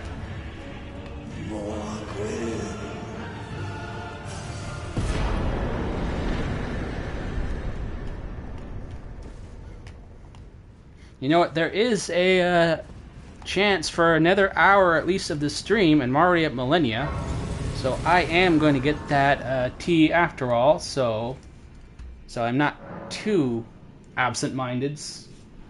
So give me a minute. I'll be back in a minute.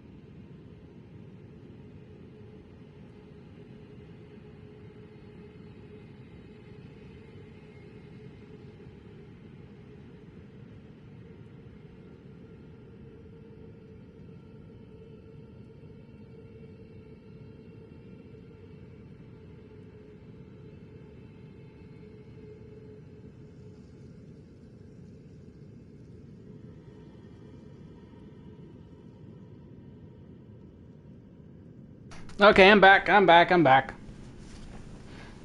You know, silly me to assume that I'll beat Millennia quickly. But if I do, the plan will be to... Actually, no, since I'm here, I'll just get into the DLC so I can grab the Grace.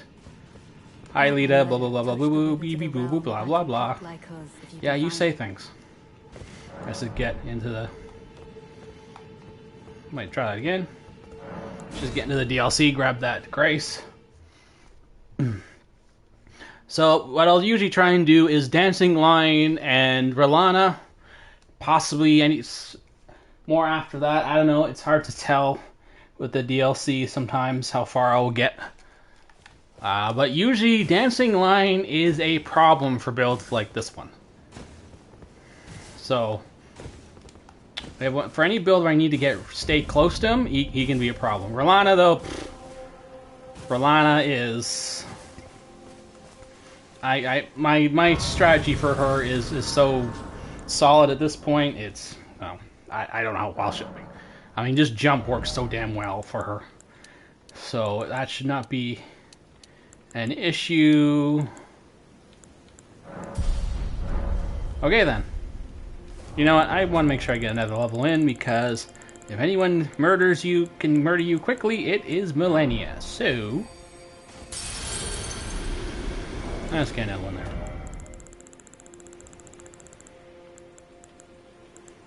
50, 50, there.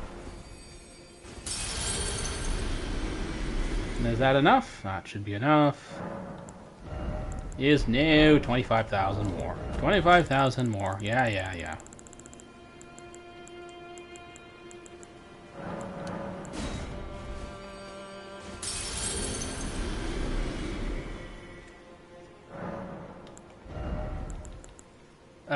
Let's see. What am I going to use more of? I am actually going to... I think Blood Tax is going to be a much better option for Millennia, because she is so easily staggered. Okay, here we go.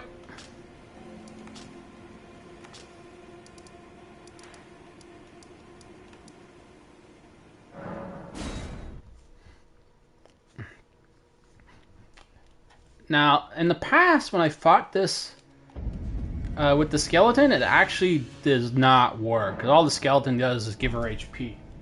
So I might not even bother with him, but he could still distract. I don't know, we'll see how it goes. I mean, if you've seen any of my previous streams, this can be... I mean, there have been a lot of times where I actually just gave up on her and I just moved on, because it's just, you know, I can't spend all night fighting her. And this stream is early enough that I can actually get some more bosses in the DLC. So, what's gonna work here? You definitely want dexterity, but no, I'm not gonna need this, because they're essentially the same ability.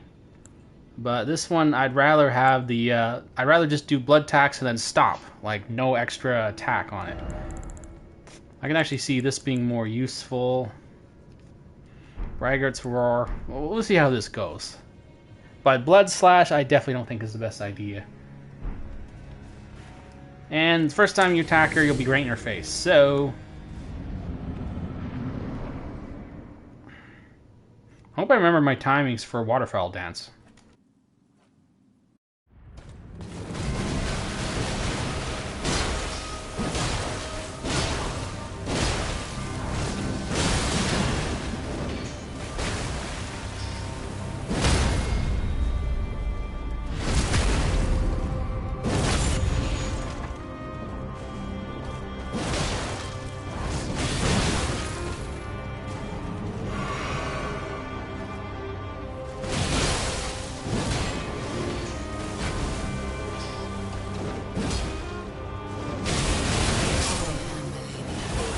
Why did that not work?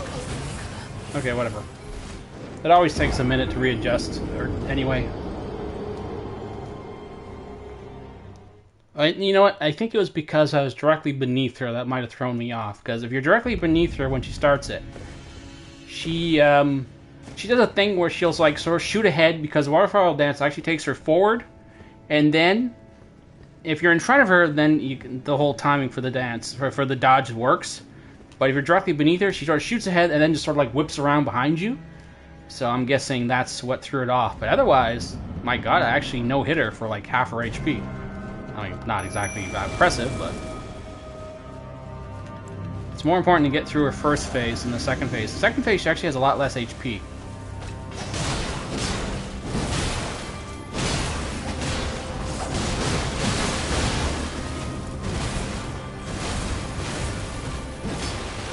Bugger.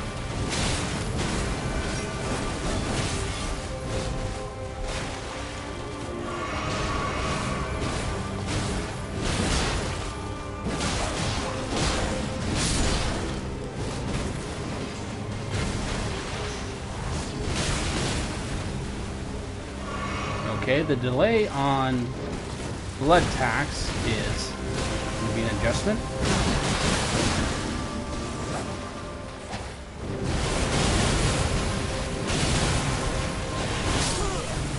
Yeah, no, I gotta train my timing on that. Because I've definitely proven I can do that without getting hit, so... Why didn't it work? Then again, my dodging has been off tonight. And no, the weight of the armor doesn't make a difference on the timing. I've done it just fine with medium. With a medium load, so... But blood tax is definitely... worthwhile here, but skeleton I don't think is going to make a difference. So blood tax, definitely the right call here.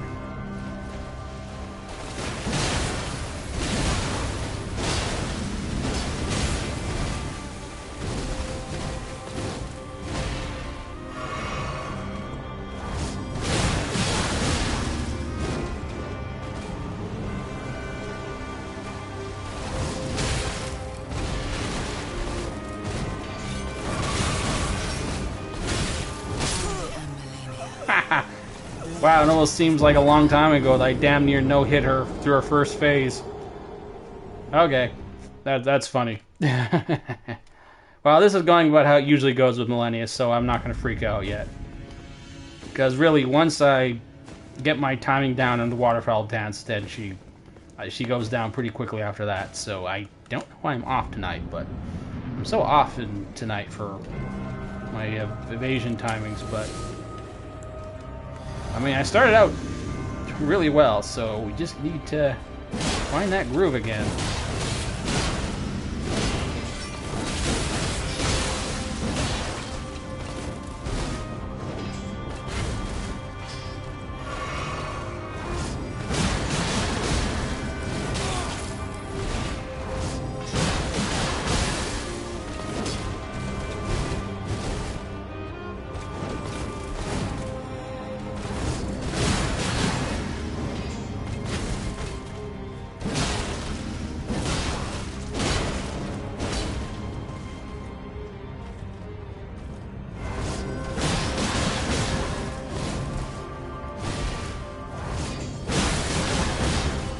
Huh, didn't even get waterfowl dance. Cool.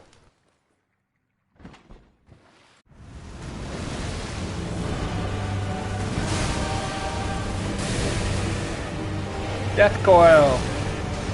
Death coil. Death coil. Death coil. It's kind of worthless, but, you know, it's my only range attack.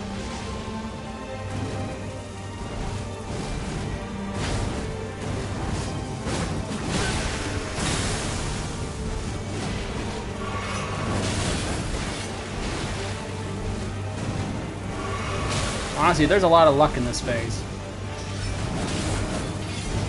What makes her beatable in this phase is whether she uses more of her attacks from the first phase. Because her attacks from the first phase are easy to time. Well, I mean, once you get used to it. So if she keeps doing those, it's,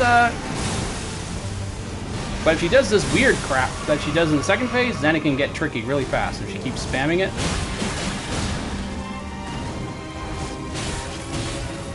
And then, of course, you know, don't screw up your timings on using your abilities. That helps too. Just remember, as long as you're not using the weird attacks from the second phase, if you're using the stuff in the first, you can still stagger her. Or I should say hiccup her. It's more accurate. Why am my dodge timing so crap tonight? Because I was getting lucky there. She was using a lot of her first phase attacks. Son of farts. Damn, I was getting lucky there. But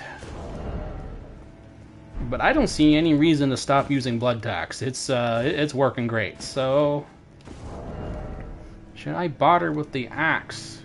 Because I'm not getting those bleeds off. Maybe I'm not going to bother. You know, I'm going to stop with the. I don't think I've seen a bleed. I'm sure. Well, maybe a bleed has gone off at least once at some point. I mean, it must have, but I am definitely getting more value out of the multi-attacks, so let's focus on that, shall we? Oh, there's a bleed. Okay. Oh, something weird just happened just then. Right, left, left, back, back. Okay. I missed one. After the second attack, you pause for a second. Oh, get her against the wall. If you can get her against the wall, you can absolutely screw her over.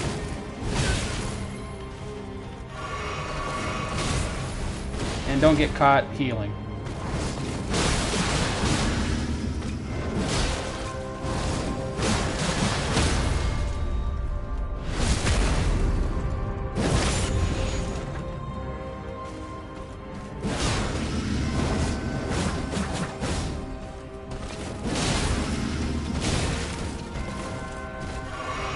I should have just, I got greedy there. Oh. Okay, I didn't need to, that was kind of a useless, wait, how is she still taking damage? What the hell? The heck? I hit her 3 times when her health, or her HP bar was empty. What the hell happened there? Well, that was weird. I mean, the first time I was like, well, maybe her health bar wasn't really that empty. Maybe there was a sliver left or something, or maybe she got hit off or something. But she definitely was empty. She got 2 more hits. I got 2 more hits on her when she definitely had an empty health bar. And when she took a freaking crit. She had a crit with an empty health bar and was still alive to take another hit. So what the hell was that about? I don't know. Oh crap, that was a mistake. That was a mistake.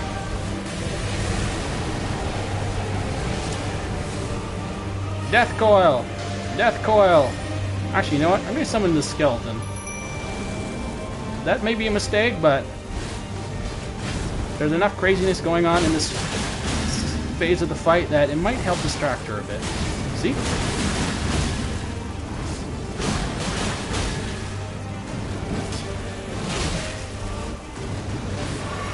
Okay, why did I use that flask? It's just, oh shit, no, wait, oh wow! Oh yes, keep attacking the skeleton. No, oh my, oh, that was going perfect! Damn it! Stupid Scarlet Rot! Oh man, that was perfect. That was going amazingly well. Absolutely focused on the skeleton. I just had to use that blood tax. Damn it, damn it, damn it. That was going so well. Ugh.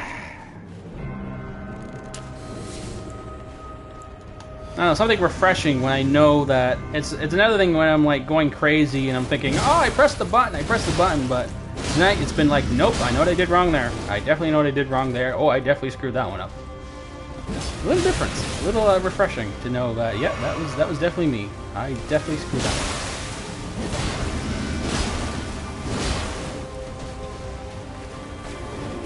one. Uh-oh. Yeah, this is gonna go badly. Oh, no it didn't. Cool. But I got caught in an attack when she was doing the waterfall dance. Oh, you know what? Those bleeds are going off more than, I guess I wasn't appreciating how often they were going off.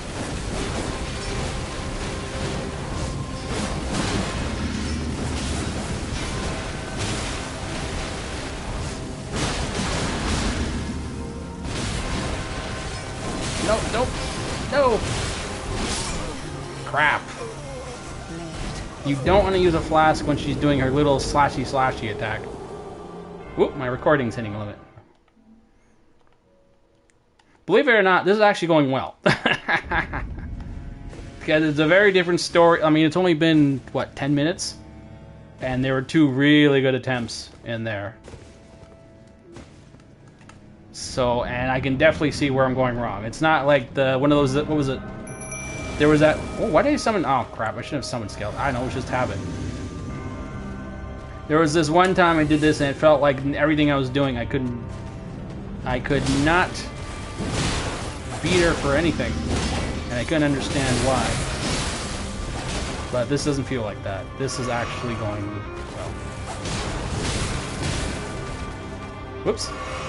I'm getting distracted.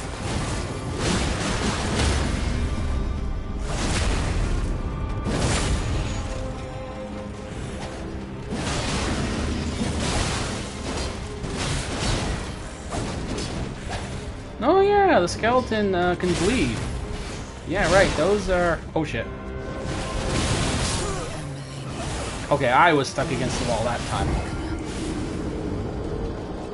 Why are my dodge times now? Okay, well, we've already established that my dodge times tonight are kind of crap. Just is an off night for me. Because normally, because I'm not dodging the first part of the waterfall dance tonight for some reason. And no, the armor doesn't make the difference. I've done it with medium load. Oh, I've done it with a heavy load. Okay, whatever.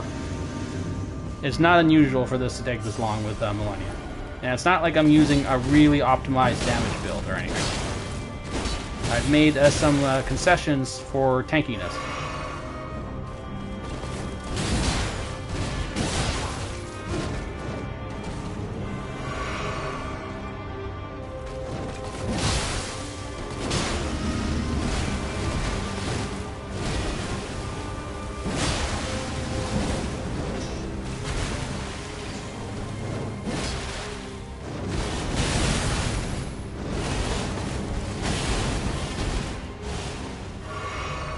No, that worked. And I was right beneath her that time, so I don't know.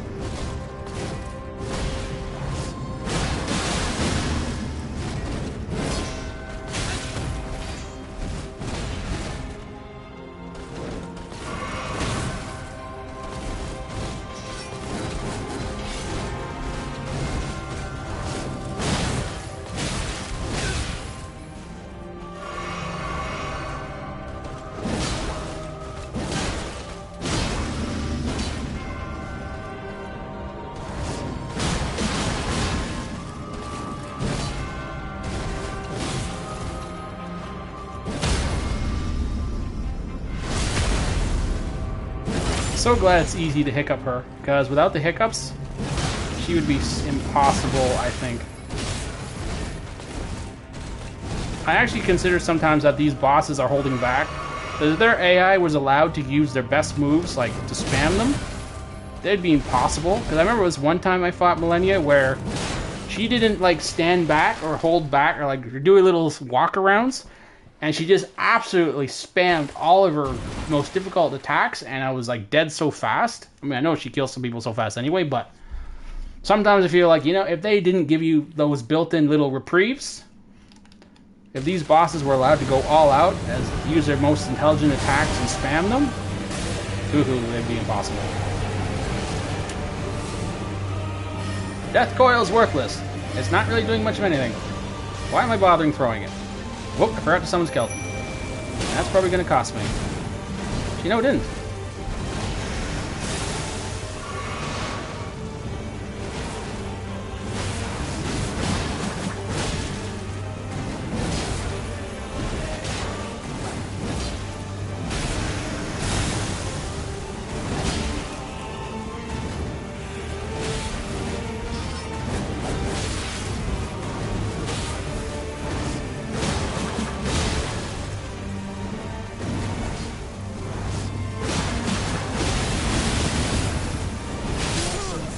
No, that was just bad. I got caught in the middle of blood tax when she used it. See, that's an example of what I was just saying, because normally when they do the waterfall dance, you can usually see when she's going to do it, but that time she perfectly followed it up with a combo. Like, she perfectly comboed into it. And that what threw me off. So, Although normally the waterfowl dance in the second phase is easier to dodge. I don't know why. There's like no special timing to it or anything. It just... I don't know. It's like I just wildly dodged and it usually work on the second one. So I don't know why. I think it's because she dances around a little more. Rather than just like, you know, attack, roll, attack. Whereas in the second one she's like hopping around a little more like a rabbit. I don't know why. I don't have any special plan for dodging the second phase waterfowl dance, and yet somehow I usually do just fine.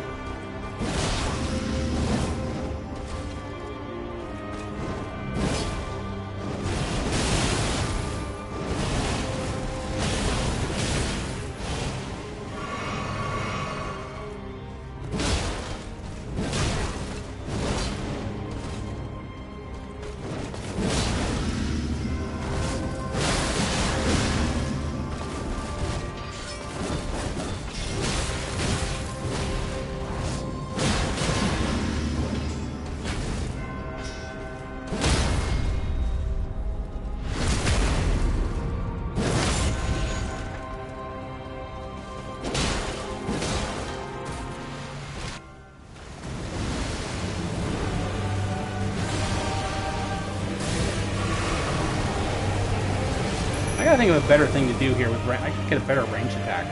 But you know, Death Knights probably only have Death Courts, so...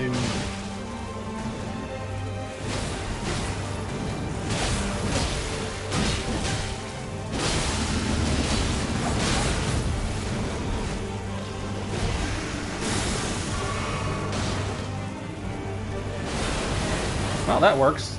Go ahead, Skelly. Take it all. Yes, I know she regains HP, but... at least I'm still alive. Oh, shit. Uh-oh, can't get stuck in that. Damn it! She'll spam that sometimes.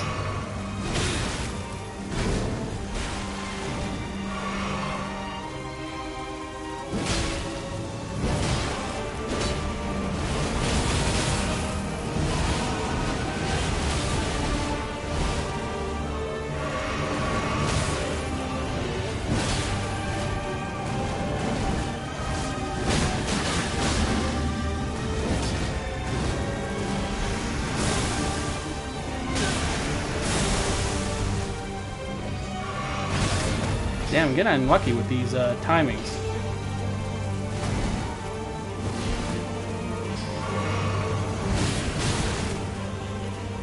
Oh boy.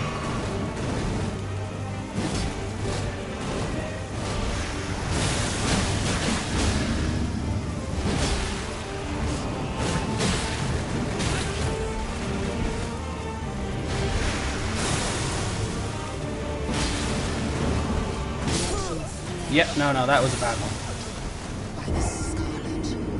So, the skeleton, give us skeleton, take it away. As at first, on that attempt, it was going really, really well. The skeleton was doing a perfect job holding her attention while I could just attack her in the back. But that time, he just was giving her HP back. So... But I don't feel like changing weapons, because this blood tax is doing a terrific job here, so...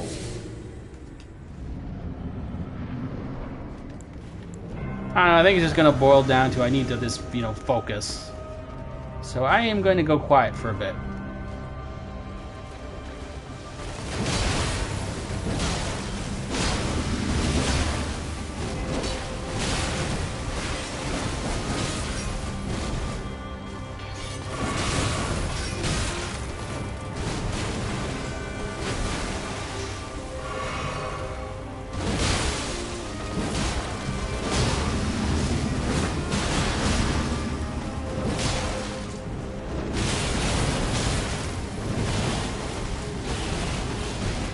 I can't believe I got through that with no HP, or no stamina.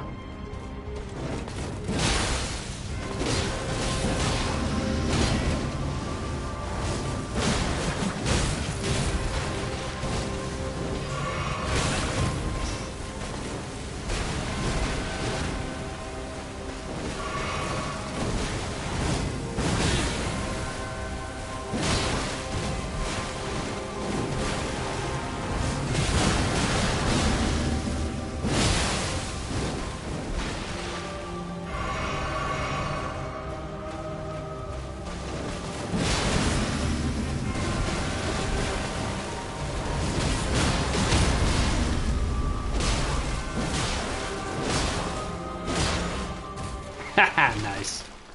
You can knock her out of Waterfowl Dance, by the way. I've done it a few times now. First couple times I didn't, like, well, gee, did that happen? But I definitely was able to do it with the Frost Death Knight build. I did it twice. The Zamor Ice Storm knocked her out of it at least twice during that run.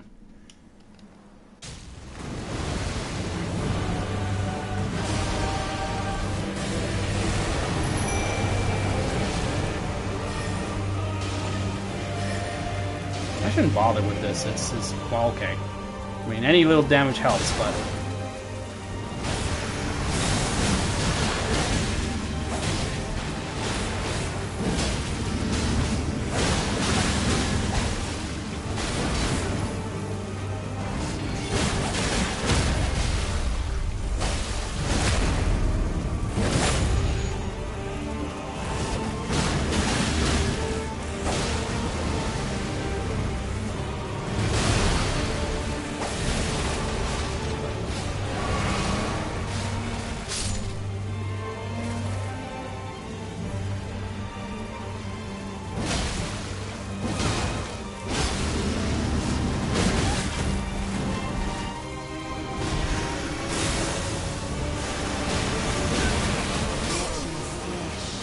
Oh, God damn it.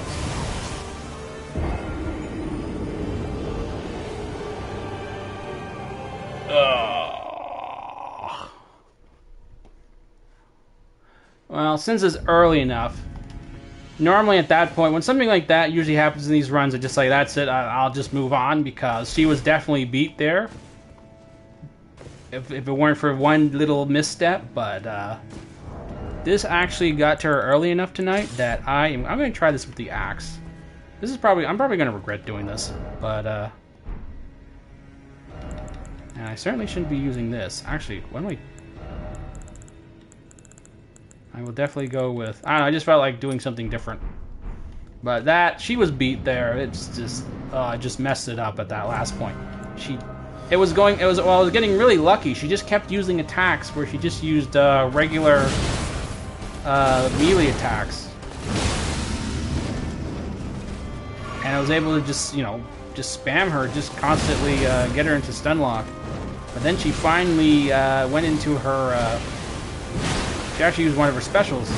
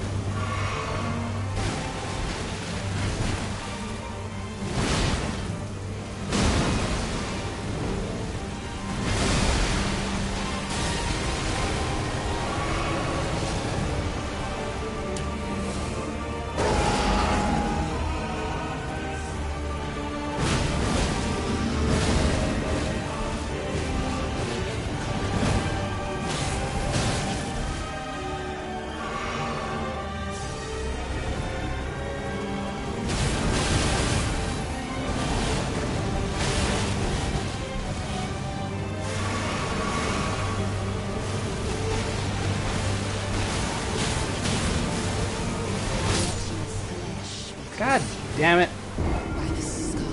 She should be beaten. Okay, well, the axe obviously trips her up more, but... no, she should have been beaten in that previous attempt. God, I hate it when that happens. She should have been done. But I don't like bailing on Millennia. Well, if she had like a tiny sliver of health left I lost, then I would just be like, forget it, you know. Because, I mean, I'm not going to go through, spend a lot of time on a boss when there's like that little tiny sliver of health. No, don't summon. Damn, I got so used to summoning. Fine, I'll just focus on attacking her and not let her get a chance to attack Skelly. Why did I think that switching to this axe would somehow make this go faster? I mean, well, okay, it does get into her second phase faster, but... it wasn't,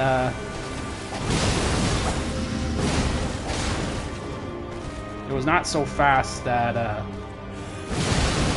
it made a difference in the second phase.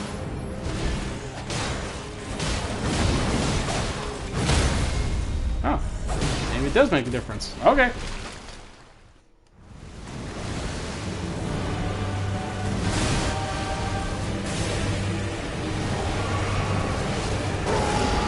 Maybe I should grab like an extra buff of some kind.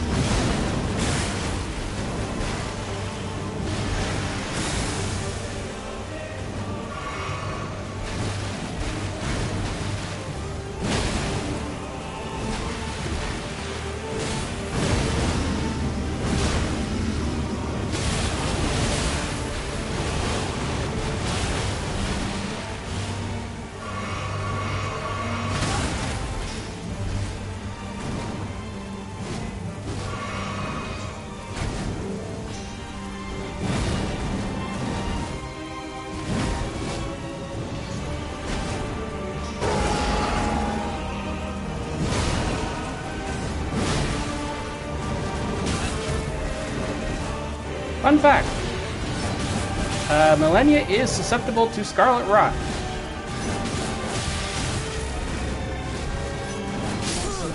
Damn, she started spamming that slashy attack. Because when she does that, she always gets what first hit off on you. Ah, damn. See what I mean? Well, sometimes if they allow these bosses to just go all out, they can be impossible.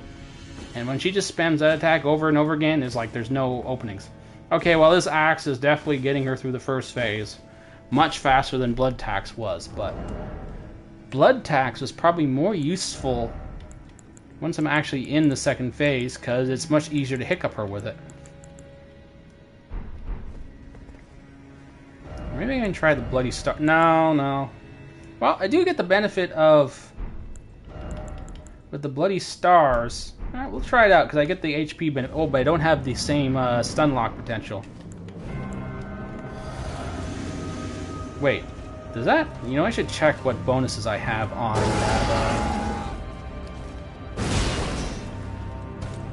that mixed physics.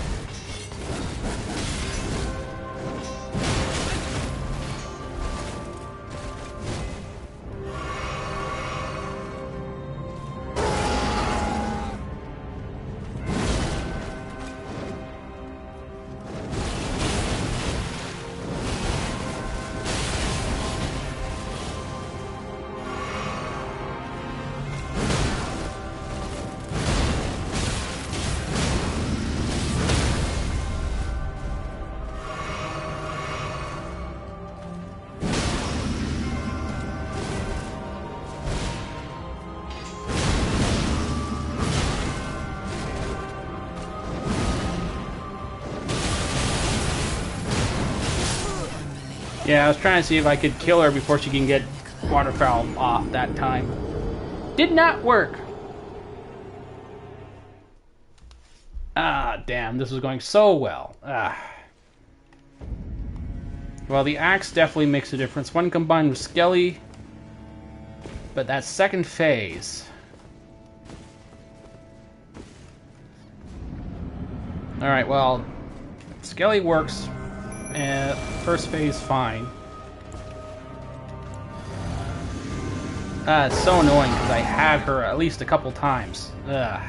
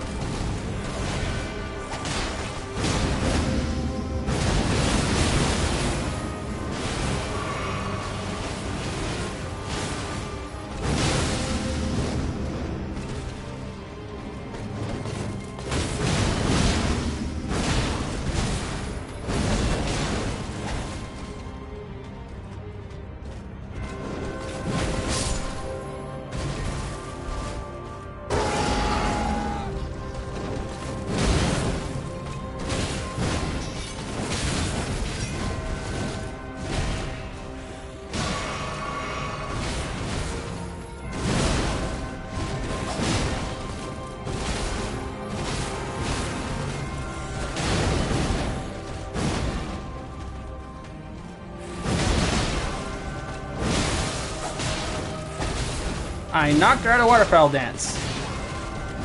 See? I told you it's possible. Granted, it's because she bled at that exact moment, but still, knocked her out of it.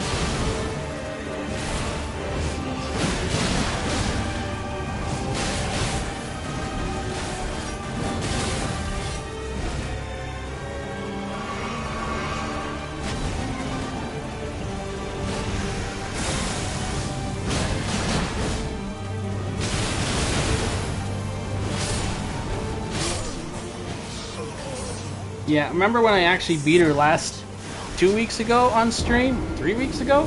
I now remember what made the difference. It was really more luck than anything. She started spamming those attacks where she slashes up, jumps up, and comes down. And she kept doing it like 3 times in a row, and it was so easy to spam Ice Storm and kill her. So there's a lot of luck involved here. Because if she's really aggressive about going into those combos, then it gets really tricky. So, you know, let me double check what boost all damage. Oh, that's fine.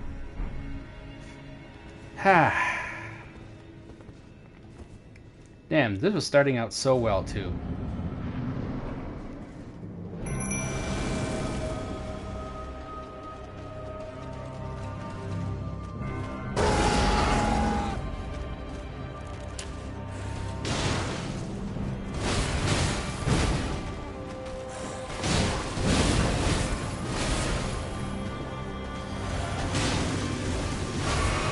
I have actually, like, in the past, if I use a double sword, actually no, I'm wrong.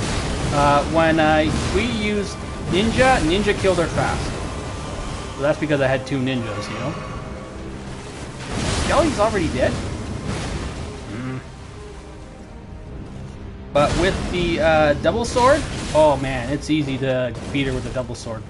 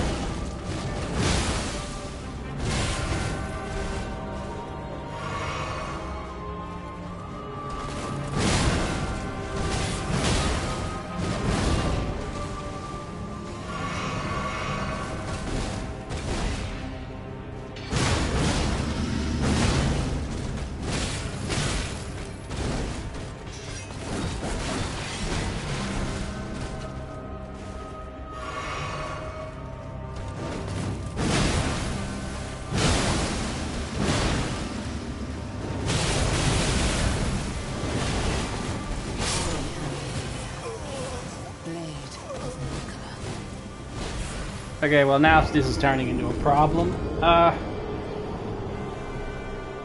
And it seems like the further I'm going, it's just getting worse and worse, and I don't really have an answer for it, because as it gets later and later, my reflexes just get worse and worse, so... and it's starting to feel like there's pure luck going on. Like, early on, it was fine, but, now it just seems like... So I'm not sure if I'm going to keep doing this. I mean, I did almost damn near beat her really well there, and just one little slip messed it up. So I don't really have. Well, I mean, I don't care about proving anything with her, but I'm definitely losing my edge here as the night goes on. And honestly, I've already passed the point where the stream should end. I'd rather try and get to Rolana and Dancing Lion than keep pushing this. And I can always, don't worry, I always just put these, oh crap. Like, I don't know what's going on here. Now it's like before, like once I got the timing down, I was avoiding that. Now it seems like I press the button and he just stands there like an idiot. So I'm at that point in the night where it's, you know, where if it gets late enough, it feels like I'm pressing the dodge button and he just doesn't respond. So, and that's how I know I am starting to lose my edge for the night. So, what am I saying here? Let's go back to using this. Was working just fine when we started. But it was a little tricky getting the timing down for this. Oh, right. I should... Yes, I know she's... Believe it or not, if you just stand there and do nothing for a while, she won't do anything.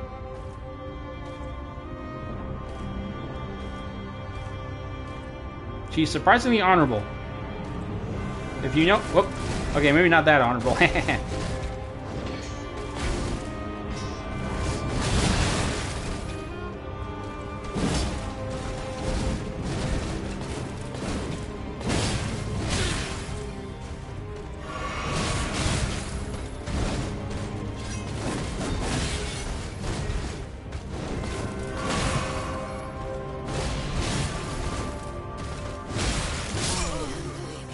Yeah, now I feel... Okay, now it feels like I'm piloting a stone brick at this point. Because suddenly it just feels really slow. Crap. Holy crap. I got here really fast. Oh, this was going so well. Oh, man. It was going so damn well. Then one missed timing. Jeez. What a piss off.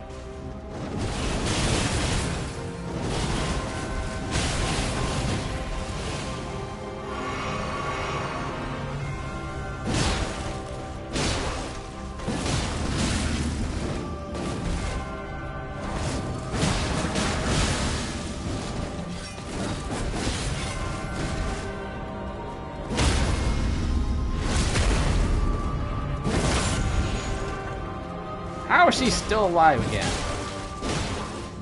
3 hits with her HP bar empty. 1 a crit. What's going on? That's a weird... That must be some weird bug.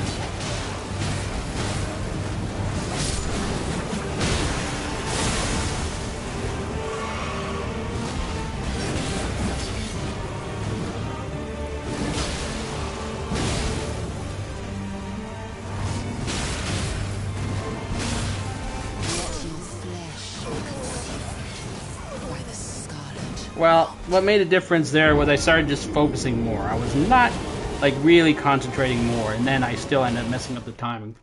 So actually focusing, finally, was making a difference. But then I got greedy again. I was just, I gotta switch over from streamer mode to just plain old gamer mode here, guys. So that's just gonna have to be, it's just gonna have to be the way it's gonna be. But I'm not gonna do her much longer after this.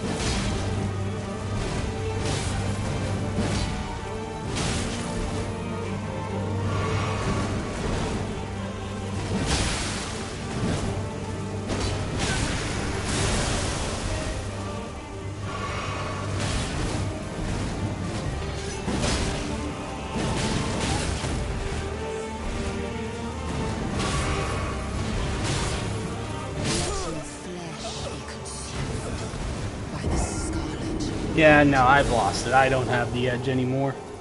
It's gone.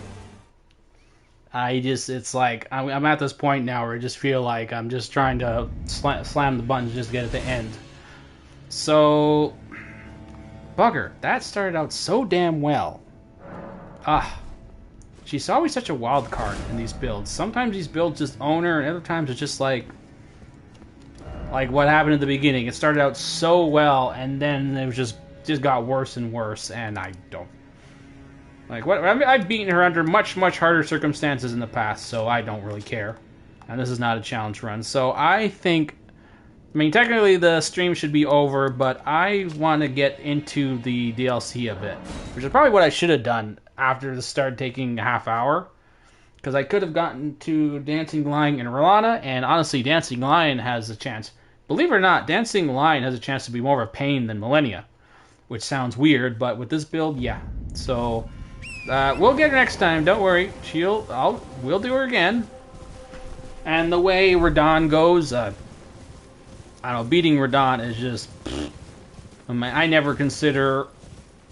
When I get to Consort Radahn in these runs, I don't spend an hour trying to beat him, really. I just like, you know, I'll give him 15, 20 minutes. If it doesn't work, I'm like, forget it.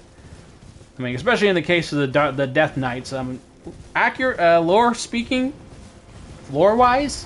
the Death Knights can't actually beat those kind of warriors. So, yeah, you know, it's kind of an out there. But,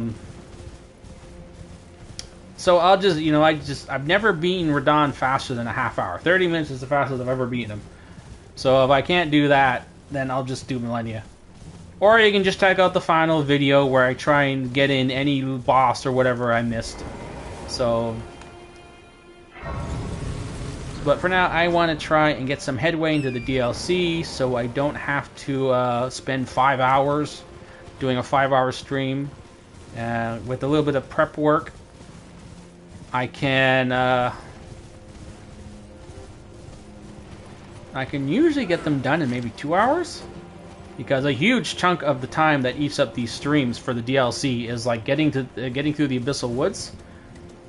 But if I can like skip a lot of that stuff and just get, like, you know, the various graces unlocked, then I can just go boss. Because another boss has a potential...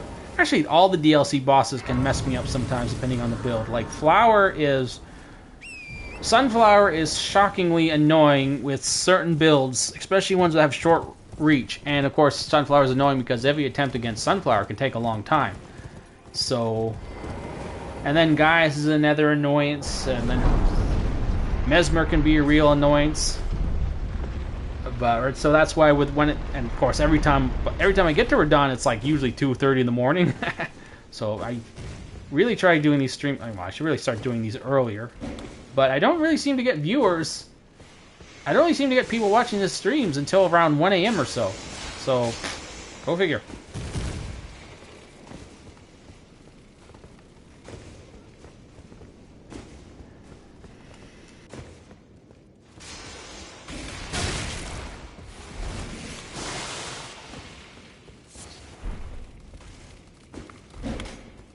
Actually, now that on second thought, I actually have a lot of stuff I need to do tomorrow. So what I'm going to do is, I will get to Dancing Lion and Rolana, and I will give it an attempt. And if it doesn't work, then, well, whatever. At least I have the grace right outside their door for tomorrow night. You know what? Now that I think about it, I probably shouldn't have taken so long doing Millennia, because actually, the more I think about it, the more I realize I really shouldn't be staying up this long tonight. Or on Sunday night. Okay, well, I said I'd do it, so I'll get to Dancing Lion and Rolana at the least. And I'm not going to just run to them, because I know in the past, when I have streams where all that's left is just running to bosses, I just call the stream. I just end it because, like, who wants to just watch me running to bosses? I'm like, unless you guys enjoy watching me run to bosses, I don't know. I mean, if that's what you like, you know, say something. You know, so far no one said anything. Although someone did finally give me a build idea to work with. Like I said earlier, I was working on, actually the part of the stream when no one's watching. But I was looking at doing the builds from Night Rain, trying to recreate the Elden Ring, and honestly most of them don't work. But I do think the Revenant will work. Not entirely, but giving her Beast Claws, because that's technically what her base weapon is. It's sort of like the Beast Claws. I just think that'd be really funny. Having the little girl running around using the Beast Claws. That'd be funny. And her other main thing is just summoning undead, which is not a... Oh crap, I better not get stuck on you. Because we are winding down this stream now.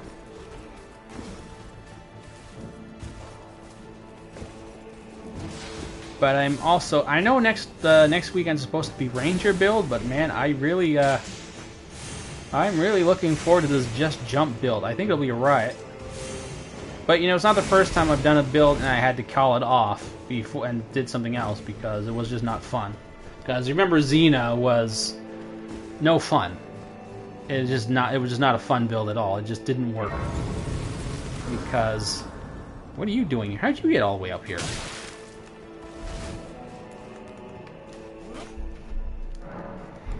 Okay, so a quickie, okay, no, Death Tax is not going to work against Dancing Lion. You know what, I'm just going to use the axe.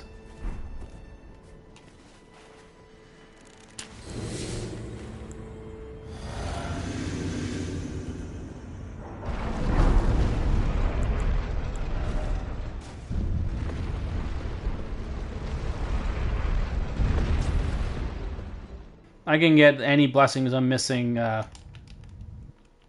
off stream.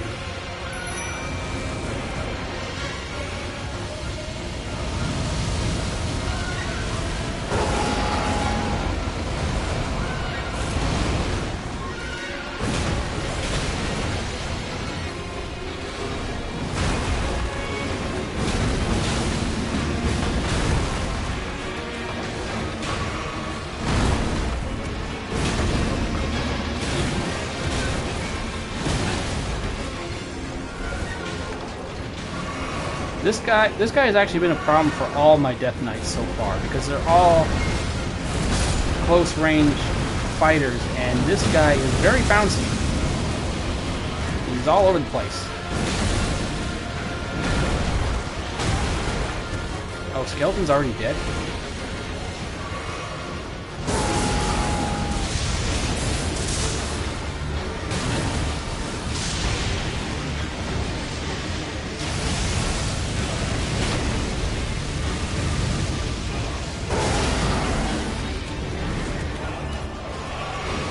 That was the first time I actually evaded the lightning, one of those breath attacks when he spins around and does a breath.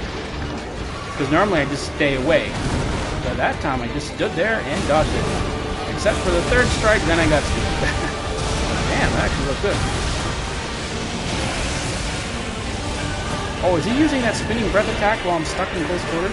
Oh, why am I locking on? I shouldn't be locking on. Yeah. Remember, kids, when you're locked onto them, they're locked onto you.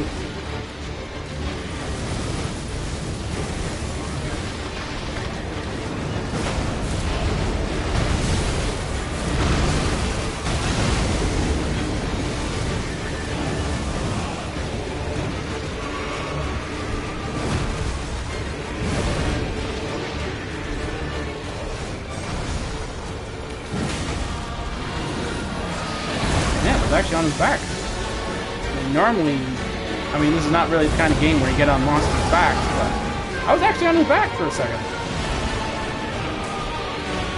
Imagine if this had some of the functionality that Dragon's Dogma had, where you can get on monsters' backs and stuff.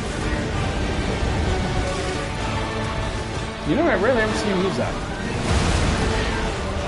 Okay, I'm getting into Flask Lock.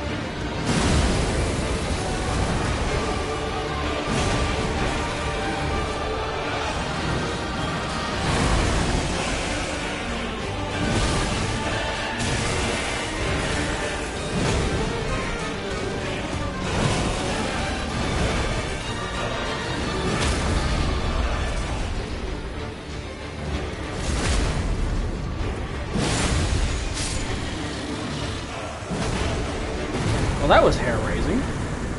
That was an absolute mess. Still won it, though. Like, what the hell? I was definitely not doing much better dodging that one than Millennia, but... And I got pinned against the wall so many times that, like, that was sheer luck. That should have been a loss. But whatever. He's down. I mean, at least I managed to get one fun little fight in here. And hopefully it won't take too long to get to Ralana and to... Well, okay, I'm not going to try and beat her. I'll do her once, and if I win, I win. If I don't, I don't. Because now I am at the absolute limit for how long the stream should be running. I mean, I'll have to get back to Millennia. Well, maybe I'll do her one more time, if only because she's right there tonight. But after that, we'll have to leave her until tomorrow night. What are bosses I can skip next tomorrow night? So I don't have to do a death bird. Oh, I didn't do a stealth. Well, actually, this stealth is the kind of creature that served the Lich King. I mean, he's got a big skull head. So Lich King, because that's the Death Knight code. I don't have to kill the death bird. I don't have to kill any undead dragons, because they are all part of under the Lich King's protection. Who do I not have to kill? I mean, Midra would also be one, but I will fight him because, you know, everyone likes watching... Usually likes watching us suffer against bosses like Midra.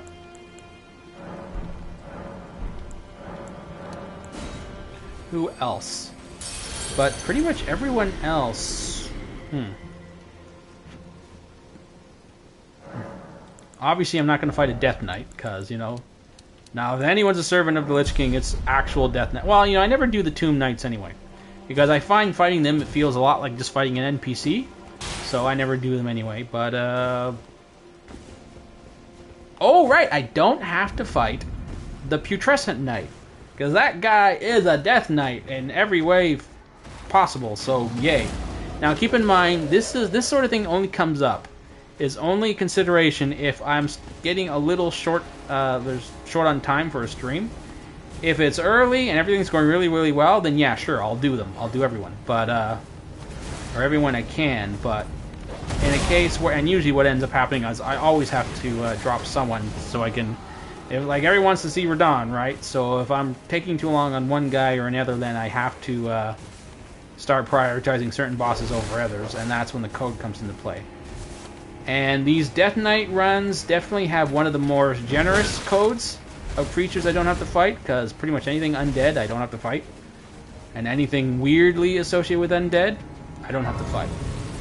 But they will definitely have to fight Bale. Sucker. I'll definitely have to fight Bale, because unless they're a Frost Dragon, they don't serve the Death Knight. They don't serve the Lich King. So definitely do Bale. Definitely gonna have to do the Lightning Dragon right outside his doorstep, because that's the same one I kept skipping in Farum Azula. Who else? Definitely any god, pretty much, because they're all the type of enemies to stand against the Lich King. Who else? Sunflower is... Well, Sunflower doesn't really stand on any particular... not stand in any particular place, so obviously you have to do Sunflower, but I don't like doing Sunflower because every attempt with Sunflower takes a while. So, no, I'm not going to go back and do Elden Beast again, because I just flat out don't like Elden Beast.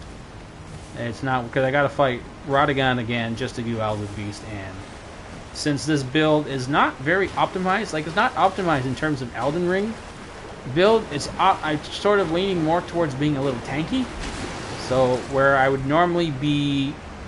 Where I normally would choose more damage, I chose more defensive options.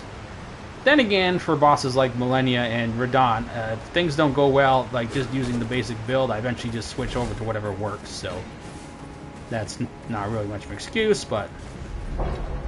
So, but for Millennia, I should probably grab some sort of... Whoop, get out of here. Get out of here. I could really use some sort of buff for her. Well, I can do one more.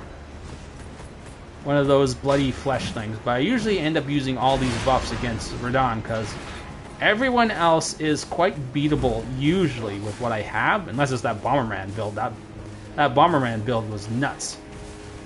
Because, I mean, I got stuck on... I had to stop after Fire Giant, I think, that night. I think I had to skip so many bosses before I could get even try Radon with the Bomberman, and that... Oh crap, the stupid dog. No, I'm not gonna fight this guy, not at the end of the night. And I never fight him anyway because he is a potential problem. He can very, very easily keep you locked for like an hour. So, no, we are not gonna fight him.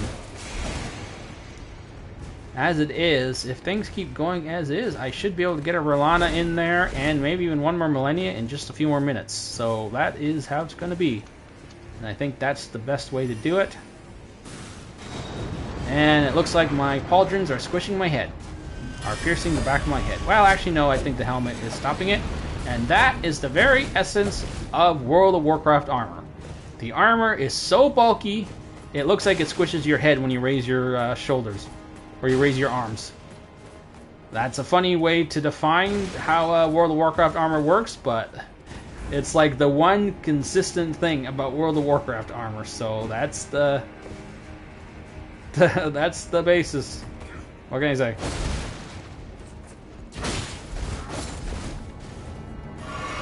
So I know that right now the schedule says for next week D&D Ranger.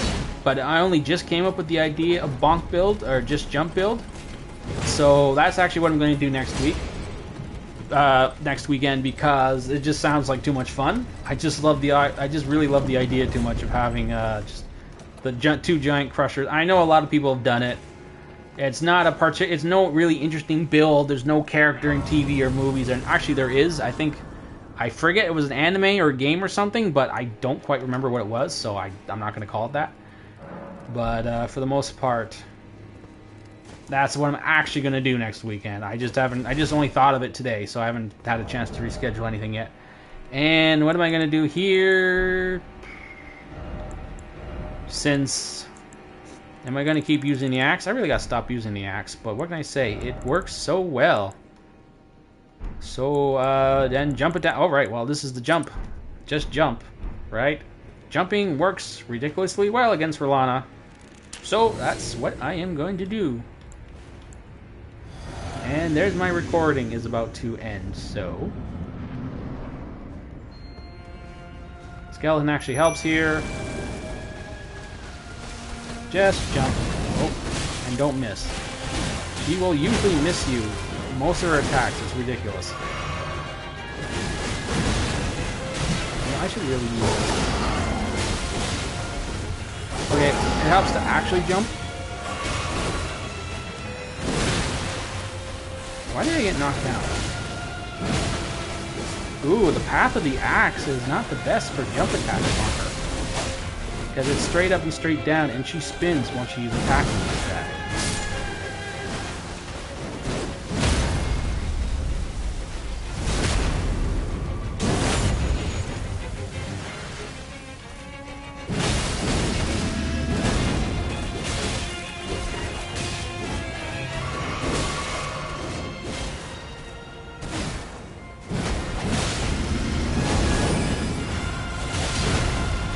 Remember, you want to attack when she's phase transitioning, because there's a good chance you will stagger her.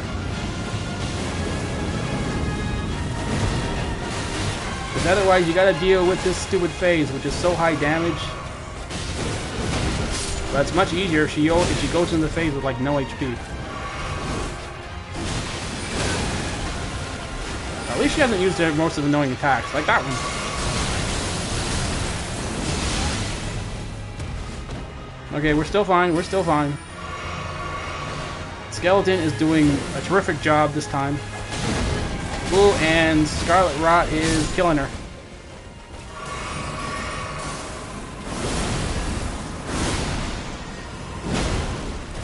And honestly, Scarlet Rot will finish her off, so let's just enjoy this. There you go. Okay, good, we got one in. Probably not the cleanest attempt and a little cheesy, but whatever, we got her. And the just jump thing wasn't really working that well against her, really. It was more the skeleton that was holding her attention and surviving, surprisingly. But that's usually how it works. What, shadow? Oh, I can get a shot. Okay, +1. And we get a level up here.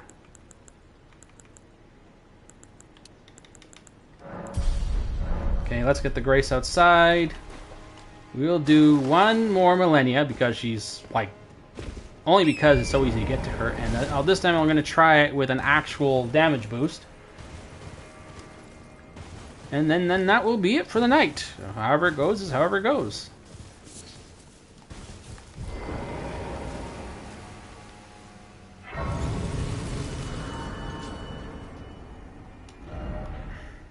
Okay, one more shot at Millennia.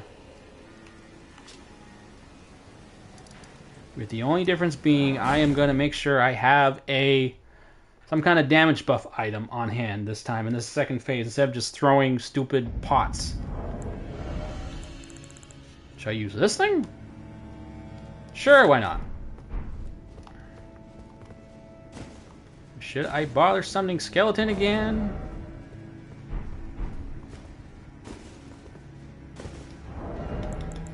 Ooh, jump attacks. No. Alexander's is definitely more useful than I switched to,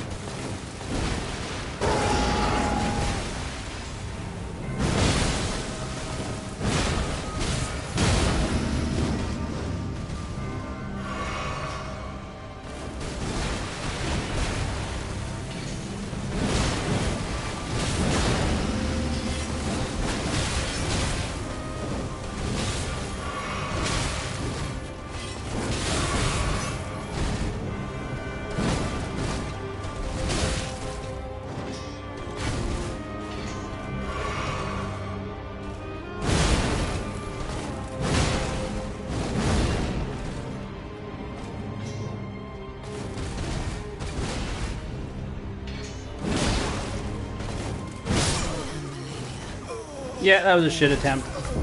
Clearly, I've lost all... But yeah, I wanted to at least get to second phase, so... yeah, I'm going to try this again, but clearly I have lost something.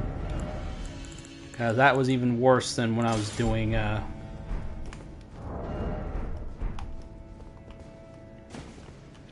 before, because I was actually beating her pretty consistently with the axe, but suddenly with this round, it was like I was missing everything. So... Whatever, we'll get Skelly out here, because why not?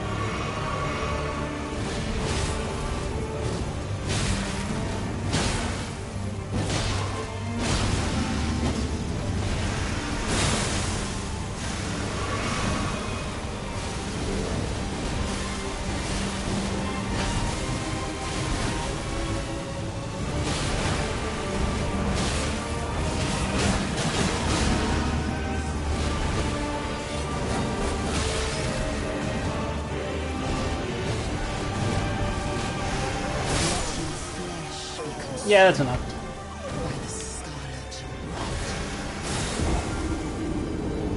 No, I need to focus. I need to concentrate. I need to be more awake to do this. Because, I mean, this is... I don't know, it's crazy sometimes how, well, you know, I shouldn't say that. I was going to say how some builds can be so different against her. But no, at the start of the night, I had some really good attempts with her, and instead I just crossed that magical point in the night where I start getting too tired and I start to feel off. And that's totally what's going on now. You're starting to feel like a rock. Because at the beginning of the night, I was evading some of those waterfowl dances, no problem. And now I'm like, I keep getting hit with at least 3 times during the dance. So I am too tired to continue this, but I was able to get up to Rolana, and so tomorrow night, finish it off, get to Radon, do Millennia again, hopefully, and that'll be it for the entire World of Warcraft Death Knight series. So anyway, so if you got any more suggestions for build ideas, especially from World of Warcraft, let me know. And I will see you guys tomorrow night. And remember, if you enjoyed this, you know, like and subscribe. You know how all that stuff works. Anyway, thanks for watching. This has actually been my most successful series yet. I don't know why everyone loves World of Warcraft, Blood Knight, and Elden Ring, or Death Knight and Elden Ring. I don't know why, but I seem to get more people with these ones. Anyway, thanks for watching. Good night, guys. See you tomorrow night.